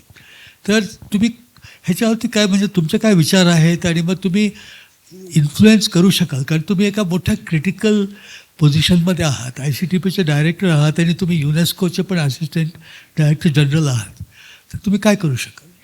नाही, हा फार महत्त्वाचा प्रश्न आहे की शुद्ध विज्ञान आणि प्रायोजित विज्ञान यांचा असा परस्पर संबंध काय आहे आणि भारतासारख्या देशाने कोणत्या प्रकारच्या रीतीने विज्ञानामध्ये गुंतवणूक केली पाहिजे. अर्थातच भारतासारख्या देशामध्ये मोठे प्रश्न आहेत, म्हणजे साक्षरतेपासून आणि पाणी सगळ्यांना उपलब्ध असण्यापासून हे प्रश्न आहेत. त्यामुळे अशा देशामध्ये शुद्ध विज्ञानामध्ये गुंतवणूक करावी का असा हा प्रश्न स्वाभाविकपणे विचारला जाऊ शकतो. परंतु एक गोष्ट म्हणजे मला नक्की याच्याविषयी, आणि मी जेव्हा टाटा मूलभूत संशोधन केंद्रामध्ये होतो तेव्हा मला स्वतःला हा प्रश्न नेहमी पडायचा. म्हणजे मी तुम्हाला बोलल्याप्रमाणे मी गारगोटीसारख्या छोट्या खेडेगावामध्ये वाढलो, त्यामुळे मला पूर्ण कल्पना होती की कशा प्रकारची परिस्थिती भारतामध्ये उपलब्ध आहे आणि ज्या प्रकारचं संशोधन टाटा मूलभूत संशोधन केंद्रामध्ये मी स्वतः करत होतो तर त्यांचा एकमेकाशी काय संबंध आहे तसं म्हटलं तर काहीच संबंध नाही. आणि ते मी कोणत्या रीतीने मी त्याचं स्वतःशी त्याच्याचं समर्थन करू शकेन असं मला एक प्रश्न विचारायचो. परंतु मी याविषयी माझी अगदी खात्री आहे की भारतासारख्या देशामध्ये एका विशिष्ट मर्यादेपर्यंत मूलभूत संशोधनामध्ये गुंतवणूक करणं अत्यंत आवश्यक आहे. आणि ते जर तुम्ही केलं नाही तर तो अतिशय दूरदृष्टीचा अभाव असणारं धोरण मी म्हणेन. म्हणजे जर तुम्हाला धोरणात्मक दृष्टीने जर देशाचा विकास घडवून आणायचा असेल तर विज्ञानामध्ये हे दोन्ही प्रकारचे दोन्ही अंगांचा तुम्ही विचार कायम ठेवला पाहिजे. आणि शुद्ध म्हणजे ICTP he international centre for theoretical physics म्हणजे तर सलाम पण हे छोट्या पाकिस्तानमधल्या छोट्या खेडेगावात वाढले. तर त्यांच्यासमोर पण हाच प्रश्न होता की बाबा तुम्ही विकसनशील देशांसाठी थिअरॉटिकल फिजिक्सची संस्था कशाला काढताय असं त्यांना प्रश्न विचारला गेला की जेव्हा त्यांनी ही ॲटॉमिक एनर्जीमध्ये त्यांनी तिचा प्रस्ताव मांडला जेव्हा तर त्यावेळेला त्यांनी जे दिलेलं उत्तर होतं ते योग्य होतं की एकतर असं आहे की थिअरी इज चीप कारण आम्हाला फक्त पेन्सिल आणि पेपर लागतो काम करण्यासाठी. याच्या उलट मोठे मोठे जे प्रयोग असतात त्याच्यासाठी अधिक जास्त गुंतवणूक करावी लागते. परंतु सामान्यपणे म्हणजे असं म्हणता येईल की जे थिअरॉटिकल फिजिक्समध्ये काय आहे एकतर तुम्ही दिशा पटकन बदलू शकता. नंतर जे काही इंटरडिसिप्लिनरी गोष्टी आहेत त्या करू शकता. उदाहरणार्थ आता न्यूरल नेटवर्कच्या मागे जो एक महत्त्वाचं योगदान दिलं ज्यासाठी नोबेल पारितोषिक दिलं गेलं ते नाही सॉरी हॉफफिल्ड त्यांना ICTPने डिराक मेडल दिलेलं होतं 20 वर्षापूर्वी आणि ते सध्या थिअरॉटिकल फिजिसिस्ट होते. तर या फिजिक्समधून येणाऱ्या ज्या काही संकल्पना असतात आता क्वांटमचं पण तसंच होणार आहे की ज्या काही अतिशय असे काही सटल गोष्टी होत्या की ज्याचं प्रत्यक्षात काही प्रायोगिक उपयोजन होईल असं वाटत नव्हतं ते एक 20-25 वर्षानंतर पटकन काहीतरी त्याच्यातून नवीन विचार निर्माण होतात. हे त्याचा एक भाग झाला. दुसरी गोष्ट म्हणजे उदाहरणार्थ सणसारख्या ठिकाणी जे मोठ्या प्रकारचे प्रायोगिक संकल्प हे केले जातात तिथे पण इंटरनेटचा उदय तिथे झाला. म्हणजे त्यामुळं किंवा मॅग्नेट्स तयार करण्याची टेक्नॉलॉजी किंवा अशा प्रकारची जी तंत्रज्ञानाची पण जी काही वाढ होते ती शुद्ध विज्ञानातून शुद्ध विज्ञानाचे जे काही प्रश्न असतात की एक्सायटिंग फ्रॉन्टियर्स त्यांच्यासाठी जेव्हा तुम्ही विचार करता तेव्हातून त्याच्यातून नवीन तंत्रज्ञान पण उभं होऊ शकतं.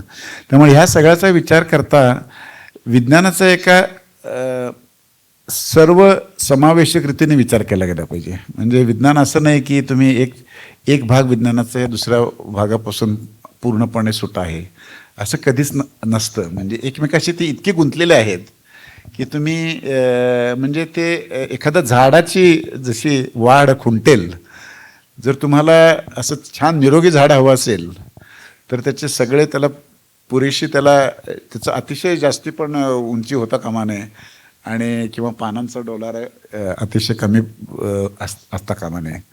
त्याच्यामध्ये जर तुम्ही त्याच्यामध्ये बॅलन्स घडवून आणू शकलात तर ते झाड जास्ती जोमदारपणे वाढेल. आणि तेच मला वाटते की देशाच्या जे काय वैज्ञानिक धोरण आहे त्यासाठी ही फार महत्त्वाची गोष्ट आहे. म्हणजे भाबांसारख्या लोकांनी जी काही राष्ट्रीय ध्येय मानली होती त्याचा असं मी म्हणेन की आत्ता त्याची परिपूर्ती आता बऱ्याच अर्थाने झालेली आहे. तर त्याच्या पुढे आता थोडेसे विचार करण्याची गरज आहे. म्हणजे आणि मी आता एक ICTPचा संचालक म्हणून पण माझा विचार करण्याची पद्धती तीच आहे की गेल्या 60 वर्षामध्ये काय झालं ते खूप चांगलं झालं परंतु आता आपल्याला पुढच्या 60 वर्षांमध्ये काय करायचं आहे याचा आपल्याला विचार करण्याची गरज आहे. आणि त्यासाठी ह्या दोन्हीचा चांगला अन्योन्य संबंध घडवून आणण्याची महत्त्वाची गरज आहे. तुम्ही मगाशी थिओरिटिकल फिजिक्सविषयी बोलताना बौद्धिक ग्लॅमर असा एक छान शब्द वापर नवीनच शब्द ऐकायला आला. तर उपयोजित असं जे संशोधन असतं त्याच्यात तसं बौद्धिक ग्लॅमर असतं का? त्याच्यामध्ये हे असू शकतं, म्हणजे आता मी म्हणालो तसं न्यूरल नेटवर्कचं जे काही उपयोजित होतं त्याच्यासाठी नोबेल पारितोषिक दिलं गेलेलं आहे. त्यामुळं त्याचं पण एक बौद्धिक ग्लॅमर असतं. म्हणजे आपण विचार केला तर अभियंत्याने ज्या प्रकारचं, म्हणजे प्रत्यक्ष एखादी गोष्ट तंत्रज्ञानामध्ये घडवून आणायची ही काही सोपी गोष्ट नाही आहे. आणि ते जे तंत्रज्ञ घडवून आणतात आणि जे कारागीर घडवून आणतात, जवळजवळ हजारो लोक त्याच्यासाठी काम करतात. म्हणजे सणसारख्या मोठ्या एखाद्या उपक्रमामध्ये जवळजवळ 10,000 लोकांचे त्याच्यामध्ये योगदान असतं. आणि ते प्रत्येक योगदान जर झालं नसेल तितक्याच प्रिसिजनने आणि तितक्याच चोखंदळपणे आणि चोखपणे, तर तो प्रयोग यशस्वी होऊ शकणार नाही. त्यामुळं I have enormous respect for people who do experimental work of this such delicate nature. Make in India जर यशस्वी करायचं असेल तर नुसतं इथे काहीतरी प्रोडक्शन करून चालणार नाही. इथे डिस्कवर in India, invent in India, innovate in India अशी काही अभियानं खूप यशस्वी करावी लागतील, तर मग मेक इन इंडिया यशस्वी होईल.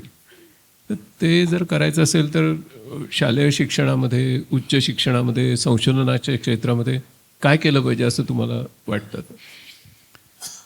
अर्थातच असं आहे की या साऱ्याला एक नाही, म्हणजे एकतर अर्थात आपलं शालेय अभ्यासक्रम हे खूपच घोकमपट्टीवरती किंवा स्पर्धेवरती आधारित झालेले आहेत की तसं मला वाटतं की माझ्या दृष्टीने ही चांगली गोष्ट नाही आहे की 12वीतल्या मुलांना आपलं त्या एका रेसमध्ये लावून द्यायचं. पण या सगळ्याला एक महत्त्वाचा आर्थिक परिमाण आहे की ज्याचा आपण विचार केला पाहिजे की, आणि तुम्ही मगाशी म्हणाल्याप्रमाणे आपण भारतामध्ये किती प्रमाणात गुंतवणूक करत असतो.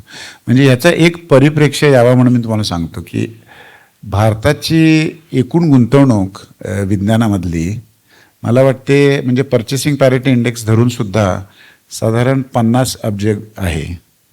याच्याविरुद्ध चीनची $450 अब्ज आहे आणि अमेरिकेची पण $450 अब्ज आहे. तर त्यामुळे तुम्ही असा प्रश्न विचारू शकत नाही की बाबा $50 अब्ज असताना तुम्ही अशा प्रकारचं संशोधन काय करू शकत नाही. म्हणजे जर 10चा जर फरक असेल, 10 गुणून, तर तुम्ही असा अमूर्त प्रश्न विचारू शकत नाही की बाबा असं भारतीय वैज्ञानिक असं का करत नाहीत, असं का करत नाहीत. आणि मी असं म्हणेन की भारतामध्ये म्हणजे ह्युमन रिसोर्स डेव्हलप करण्यासाठी खूप मोठी, म्हणजे आपण बऱ्याच वेळा हे गृहीत धरतो, पण जेव्हा भारत स्वतंत्र झाला तेव्हा आपली साक्षरता 25 ते 30% होती. तिथून आपण मोठे मोठे विज्ञानामध्ये कामगिरी करणारे लोक आता भारतामधून पुढे येत आहेत. या टप्प्यापर्यंत आपण आलेलो आहोत, ही काही छोटी गोष्ट नाही आहे. म्हणजे आपल्या सगळ्या मर्यादा लक्षात घेऊनही. त्यामुळे मी असा एक जो थोडासा तुच्छतावादी किंवा ज्याला काय म्हणता येईल सिनिकल दृष्टिकोन असतो, तसा मी भारतीय विज्ञानाविषयी बाळगत नाही. कारण मला असं वाटतं की भारतीय विज्ञानाने खूपच त्याच्यामध्ये क्षमता आहे, परंतु त्याचं जे आर्थिक परिमाण आहे ते आपण विसरता कामा नये. म्हणजे याचं एक चांगलं उदाहरण द्यायचं म्हणजे, उदाहरणार्थ मी तुम्हाला सांगतो की कसं होतं, क्रिकेटमध्ये मी जेव्हा लहान असताना वाचायचो, लोक म्हणायचे की बाबा नाही, भारतीय लोकांच्यामध्ये विजिगुषी वृत्त नसते, त्यांच्यामध्ये आक्रमक खेळण्याचे हे नाही आहे, त्यामुळे ते हारत असतात. वस्तुस्थिती तशी नाही आहे. आपल्याकडे काय, किंवा ते शाकाहारी आहेत म्हणून ते असं काही सांस्कृतिक त्याच्यातून काहीतरी अर्थ काढून नाही, किंवा काही अमुक आपलं तत्त्वज्ञानामुळे तसं आहे. पण खरी वस्तुस्थिती साधी आहे. आता तुम्ही बघतात की जेव्हा क्रिकेटचं आर्थिक केंद्र भारतामध्ये आलं तेव्हा पूर्ण परिस्थिती बदललेली आहे. ज्या प्रकारच्या सुविधा आता भारतीय क्रिकेटरला उपलब्ध आहेत ते आता बाहेरच्या देशातून लोक आपल्याकडे यायला बघतात. आणि आपले कुठलेही क्रिकेटपटू कोणत्याही प्रकारे कमी ठरलेले नाही आहेत. त्यामुळे तो एक वसाहतवादी जो दृष्टिकोन होता की बाबा तुमच्या वसाहतीमध्ये काही घडू शकत नाही कारण तुमच्यामध्ये काही कमतरता आहे का, तुमच्या संस्कृतीमध्ये काही कमतरता आहे, तर हा तर स्वाभाविकपणे हास्यास्पद दृष्टिकोन आहे. पण तिथून आपल्याला पुढच्या टप्प्याला जायचं असेल तर आर्थिक गुंतवणूक योग्य प्रमाणात करण्याची गरज आहे. आणि भारताची साधारण आत्ता सध्या सरकारी गुंतवणूक साधारण मला वाटतं 0.6% ऑफ GDP, 0.67%. 10 वर्षापूर्वी ती 0.80% होते. म्हणजे आपण वर जाण्याच्या ऐवजी खाली गेलेलो आहोत. तर हे आपण बदललं पाहिजे. आणि this are the kind of arguments you can present to the government की बाबा. दुसरी मात्र एक गोष्ट अशी आहे की साऊथ कोरिया किंवा चीनसारख्या ठिकाणी GDPच्या जवळजवळ 3% गुंतवणूक विज्ञानामध्ये केली जाते. भारतामध्ये ती फक्त 0.67% केली जाते. एवढा मोठा फरक आहे. पण त्याचं एक महत्त्वाचं कारण म्हणजे भारतामधली गुंतवणूक ही प्रामुख्यानं सरकारी गुंतवणूक आहे, पब्लिक सेक्टर गुंतवणूक आहे.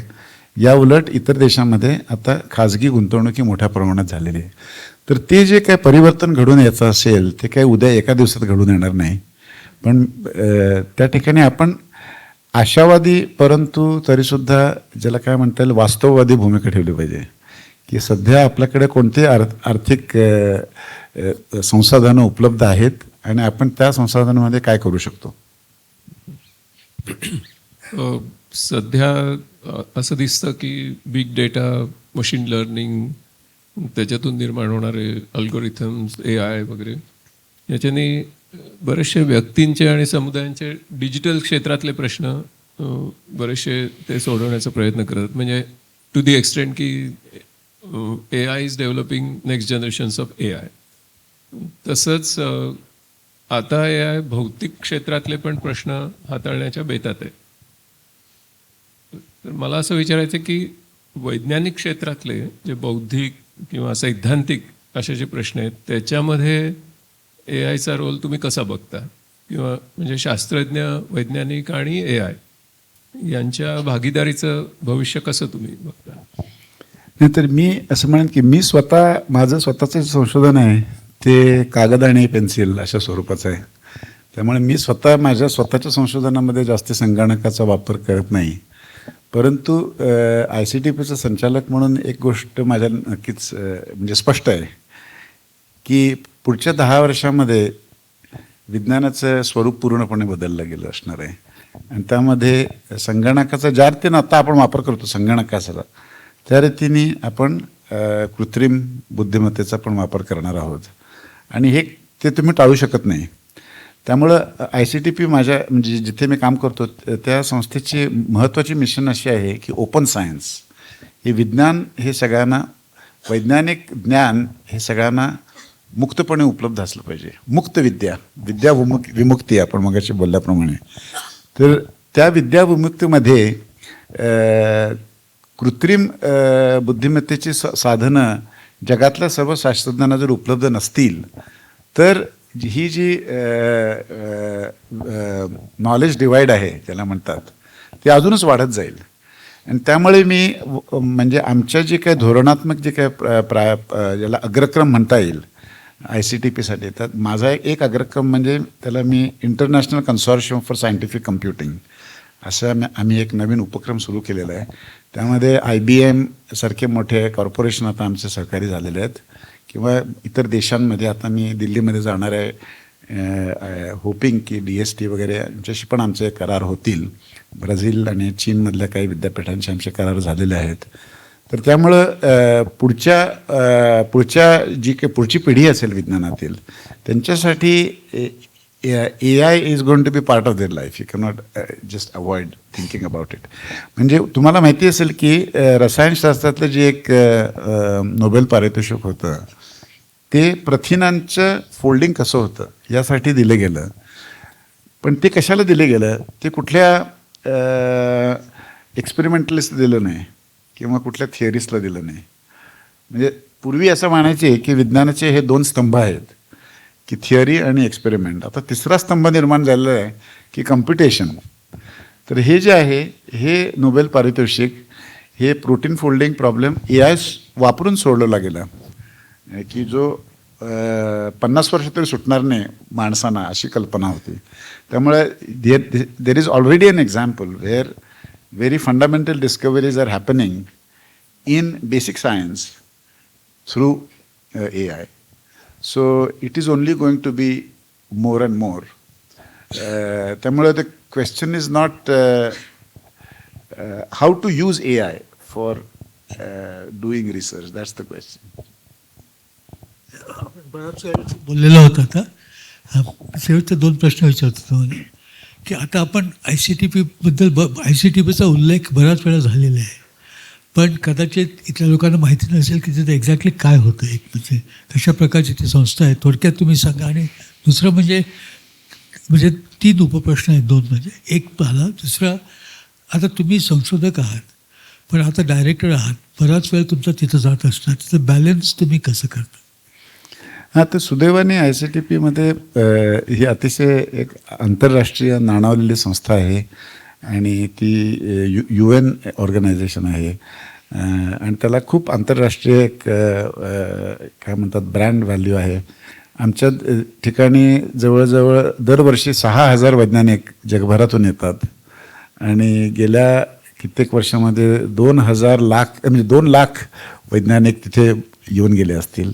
भारतातूनच जवळजवळ 12,000 वैज्ञानिक नियमितपणे ICTPला येऊन गेलेले आहेत.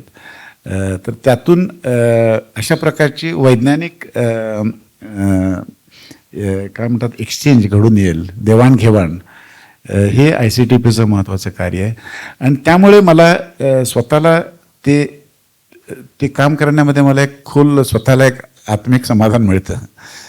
त्यामुळे मी ही जबाबदारी स्वीकारली. म्हणजे मी जेव्हा ॲक्च्युली मला बऱ्याच मोठ्या काही लोकांनी मला विचारले की बाबा तू का नाही होत संचालक, त्यावेळेला मी थोडा याच्याविषयी विचार केला होता की do I really want to do this. Okay, परंतु ICTPची फार एक विशिष्ट मिशन आहे, ती मला स्वतःला खूप जवळची वाटते. त्यासाठीच मी भारतात आलो होतो की भारतामध्ये नवीन समाजाचे निर्माण करायचं असेल तर आपण कोणत्या रीतीने त्यामध्ये योगदान देऊ शकतो आणि ते करण्याची मला संधी ICTPच्या या संचालक पदामध्ये मिळते. त्यामुळे मला त्याच्यातून एक वेगळं समाधान मिळतं. परंतु मी अब्दुल सलाम यांचा एक सल्ला मी नेहमी पाळतो की सकाळची वेळ मी संशोधनासाठी ठेवतो. त्यामुळे मी कुठल्याही माझ्या सेक्रेटरीनं पण मी सांगितलेलं आहे की कुठल्या मला फोन वगैरे घेऊ नका सकाळच्या वेळी. दुपारच्या वेळी मी संस्थेचं काम करतो. आणि माझा शेवटचा प्रश्न, आता इथं पुण्यामध्ये आयुका आहे, जिथं पण संबंध आपल्या देशांमधून परदेशातून लोक येतात. आमच्याकडे दरवर्षी 1,000-2,000 लोक येतात. त्याच्यामुळे ॲस्ट्रोफिजिक्सवरती संबंध देशभर आता संशोधन चालतं. तर आता तुमची संस्था आणि आमची संस्था ह्याच्यामध्ये काही आपल्याला दोघांना मिळून काम करता येईल का? आणि जर का ते जनरलाइज केलं की ICTPसारखे आपल्या देशामध्ये 4-5-6 संस्थांचं निर्माण करावं का निरनिराळ्या विषयात? नाही तर मी याच्याविषयी खूप विचार केलेला आहे. मी तुम्हाला सांगेन की त्यामुळे मी एक जे धोरणात्मक जे काय मी त्याला अग्रक्रम दिलेला आहे त्याला मी असं नाव दिलं की इंटरनॅशनल सायन्स अलायन्स. की अब्दुल सलाम यांच्या काळामध्ये असं होतं की ICTP ही मला वाटतं ह्या एकतर्फी थोडंसं ते होतं. परंतु आता भारतामध्ये आणि इतर देशांमध्ये खूप अशा चांगल्या दर्जाच्या संस्था उभ्या राहिलेल्या आहेत. जागतिकदृष्ट्याही चांगल्या दर्जाच्या संस्था उभ्या राहिलेल्या आहेत. त्यामुळं ICTPची भूमिका ही आता सहकार्याची आणि इक्वल पार्टनरशिप्सची आहे.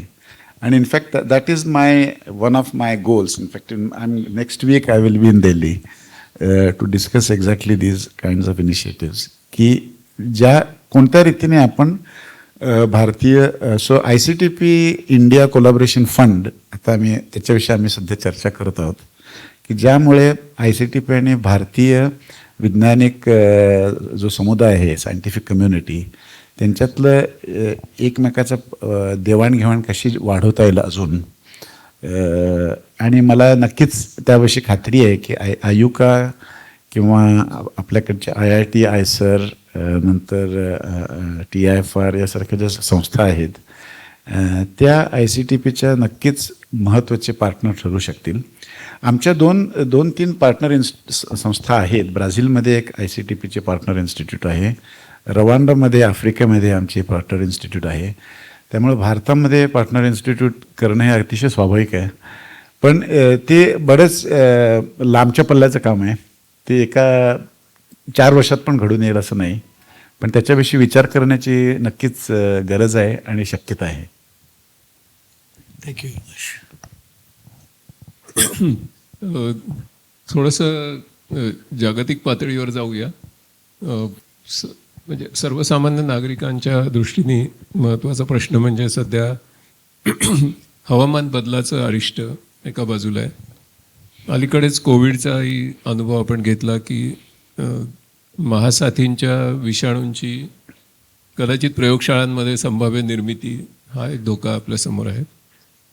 अण्वस्त्र युद्धाचं एक सर्वसंहारक असं स्वरूपसुद्धा आपल्यासमोर आहे. या सगळ्याकडे वैज्ञानिक कम्युनिटी खरं कसं बघते, एक सामाजिक जबाबदारीच्या दृष्टीने ते कसं बघतात, आणि तशी सामाजिक जबाबदारी पेलण्यासाठी त्यांच्या काही संस्थात्मक अशा संरचना आंतरराष्ट्रीय पातळीवर असतात का, आणि त्या खरंच परिणामकारक असतात का? तुम्हाला काय वाटतं याच्याविषयी? ओके, तर मी या बाबतीत सांगू शकेन की ICTPमध्ये उदाहरणार्थ तुम्ही उदाहरण घ्या की पर्यावरण किंवा क्लायमेट चेंज. तर आता ICTPमध्ये क्लायमेटवरती संशोधन करणारे खूप चांगल्या दर्जाचे वैज्ञानिक आहेत की जे IPCC म्हणजे inter governmental panel for climate change हा सगळ्यात महत्त्वाचा हवामान बदलाविषयी जो एक आंतरराष्ट्रीय फोरम आहे, तिथे त्यांनी बऱ्याच मोठ्या प्रमाणात योगदान दिलेलं आहे.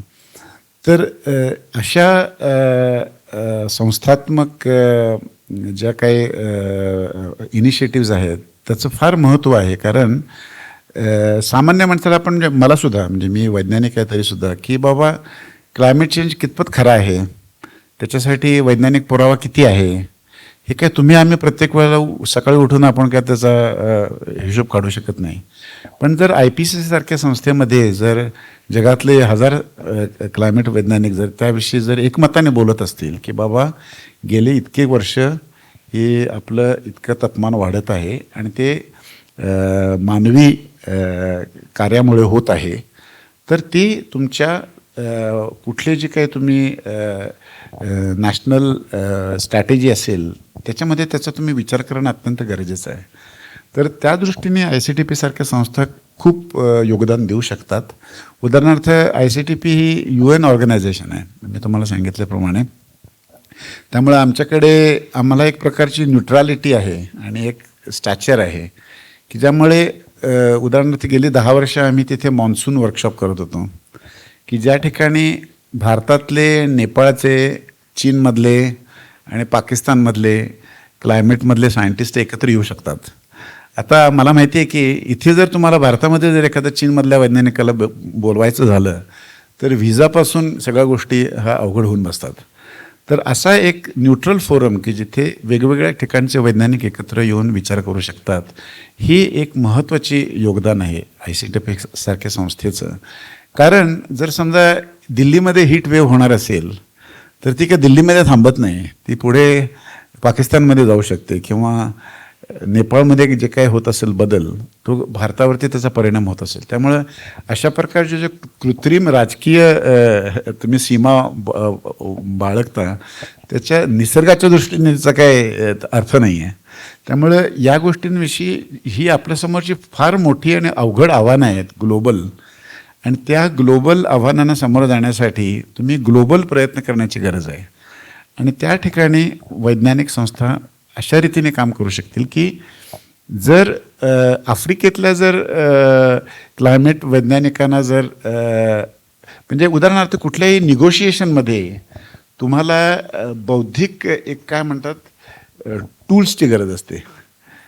तुमच्याकडे आता समजा भारत निगोशिएट करायला गेला एखाद्या क्लायमेट ह्याच्यामध्ये, तर पूर्ण जी काय माहिती तुमच्याकडे हवी आहे, जी तुमच्याकडे बौद्धिक तुमच्याकडे आयुधं जी आहेत, ती जर बौद्धिक आयुधं तुमच्याकडे नसतील तर अर्थातच विकसित देश तुम्हाला सांगतील की तुम्ही बाजूला बसा, आम्हाला हवे तशी पॉलिसी तुमच्यावरती लादणार आहोत. तर त्या दृष्टीने अशा प्रकारचा अवेअरनेस निर्माण करणं हे फार महत्त्वाचं काम आहे. परंतु मी असं म्हणेन की याच्याविषयी आपण थोडंसं we have to be humble about it कारण हे फार अवघड राजकीय प्रश्न आहेत आणि ते केवळ वैज्ञानिक त्याच्यावरती सगळ्या लोक वैज्ञानिकांनी मान्य केलेलं आहे. सगळ्यांना माहिती आहे की आता तापमान वाढत आहे आणि लोक मनुष्य जातीने त्याच्यावरती काहीतरी केलं पाहिजे. पण ते काय केलं पाहिजे हा राजकीय प्रश्न आहे आणि तो तुम्ही वैज्ञानिक सोडवू शकत नाहीत. म्हणजे वैज्ञानिकांनी एक असं सांगितलं म्हणून ते होईल असं त्याचा काय अर्थ नाही आहे आणि त्यासाठी राजकीय संघर्षाची गरज आहे आणि ते केवळ वैज्ञानिक कामातून होणार नाही आहे. म्हणजे वैज्ञानिक त्याच्यासाठी मदत करू शकतील पण त्याच्यातून प्रत्यक्ष बदल घडून येणार नाही. कारण हे महत्त्वाचे अवघड ह्याचे प्रश्न आहेत. म्हणजे आता जसं आहे कचरा समजा घराच्या बाहेर पडलेला आहे तर साधं उत्तर आहे की सगळ्यांनी कचरा कमी केला पाहिजे. पण ज्या लोकांनी तो कचरा निर्माण केलेला आहे त्यांनी त्याची अधिक जबाबदारी घेतली पाहिजे. तसंच झालेलं आहे औद्योगिक क्रांतीमध्ये जे सगळं आपल्या वातावरणातला जो कार्बन वाढलेला आहे त्याची खरी जबाबदारी ही विकसित देशांवरती आहे. तर ही जी निगोशिएशनमध्ये प्रश्न पुढे येतील त्याची उत्तरं तुम्ही वैज्ञानिक मार्गाने शोधू शकणार नाही. ही पॉलिटिकल निगोशिएशनचा हा प्रश्न आहे असं मी म्हणेन.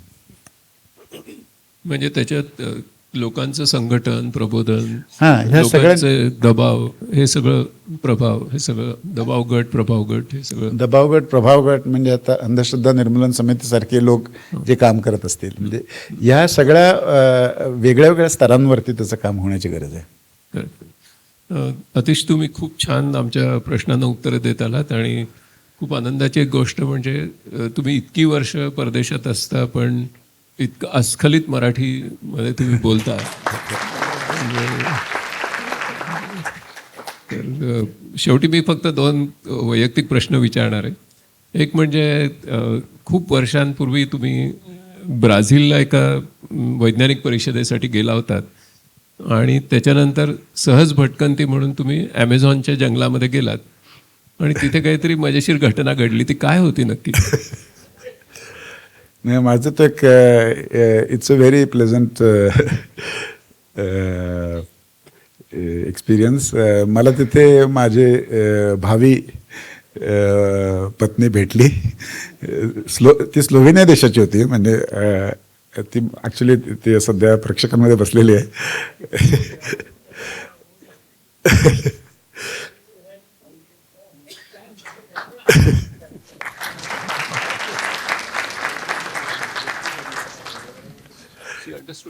नाही नाही त्याला मराठी नाही समजत. मला स्लोव्हेनियन समजते पण नाही. त्यामुळे म्हणजे काय म्हणतात लाईफ इज फुल ऑफ सरप्रायझेस असं म्हणतात की भारतामध्ये जाणाऱ्या स्लोव्हेनियातल्या एखाद्या व्यक्तीला ब्राझीलमध्ये भेटेल आणि ते पुढे आम्ही 20 वर्षात आम्ही एकत्र आहोत. हे घडून आले काय योगायोग म्हणता येईल.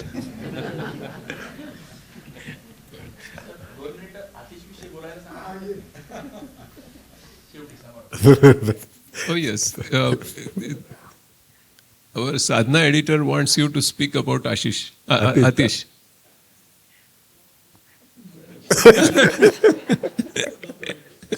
Okay. शेवटी एक प्रश्न की तुमचे बालपणीचे मित्र पण बसले, त्यांनाही आठवत असेल की तुम्ही लहान वयापासून व्हायोलिनचा छंद जोपासलेला आहे. तर एकीकडे तुम्ही अतिशय क्लिष्ट अशा मूलभूत विज्ञानामध्ये संशोधन करता, एवढ्या मोठ्या आंतरराष्ट्रीय संस्थेचे तुम्ही संचालक आहात आणि तरी हा छंद तुम्ही आजही जोपासता. हे तुम्हाला कसं काय जमतं? म्हणजे नाही मला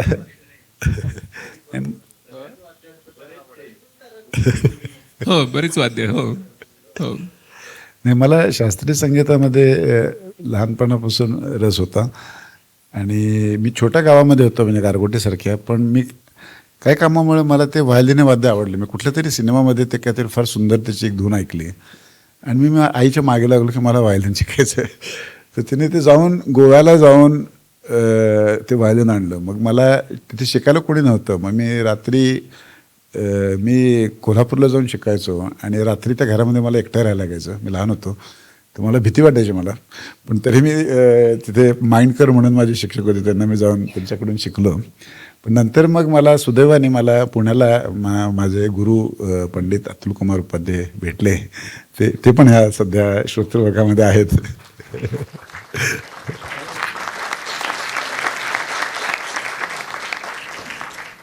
आणि त्यांच्यामुळे म्हणजे खऱ्या अर्थाने जे गुरुकुल पद्धतीने मी कधी IIT असताना पण रात्री यायचो, रात्री बेरात्री त्यांच्या घरी जाऊन आम्ही रियाज करायचो आणि रात्रभर मी त्यांच्याकडेच राहायचो. आणि त्यामुळे मी ॲक्च्युली हे माझा छंद पुढे जोपासू शकलो. मला अर्थातच आमिर खान साहेब किंवा गंगूबाई, कुमार गंधर्व, किशोरीबाई म्हणजे हे फार मोठे कलावंत आहेत, दिग्गज, आणि त्यांच्याविषयी मला लहानपणापासून खूप आदर होता. आणि ते काही प्रमाणात आपल्या वादनात येण्याची एक म्हणजे शक्यता ही गुरूंच्या मार्गदर्शनामुळे निर्माण झाली. आणि त्यामुळे मी ते काही प्रमाणात थोडंफार पुढे चालू शकलो. म्हणजे मला अर्थात जर अधिक वेळ असता तर मी ते अधिक चांगल्या रीतीने करू शकलो असतो. पण I am getting somewhere slowly.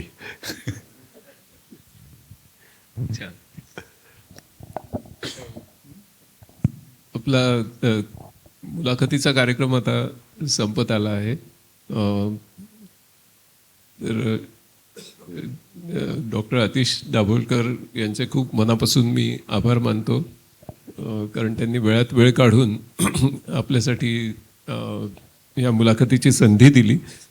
आणि सर्वात महत्त्वाचं म्हणजे सगळ्याच प्रश्नांना खूप दिलखुलास उत्तरं दिली आणि it was like an intellectual feast.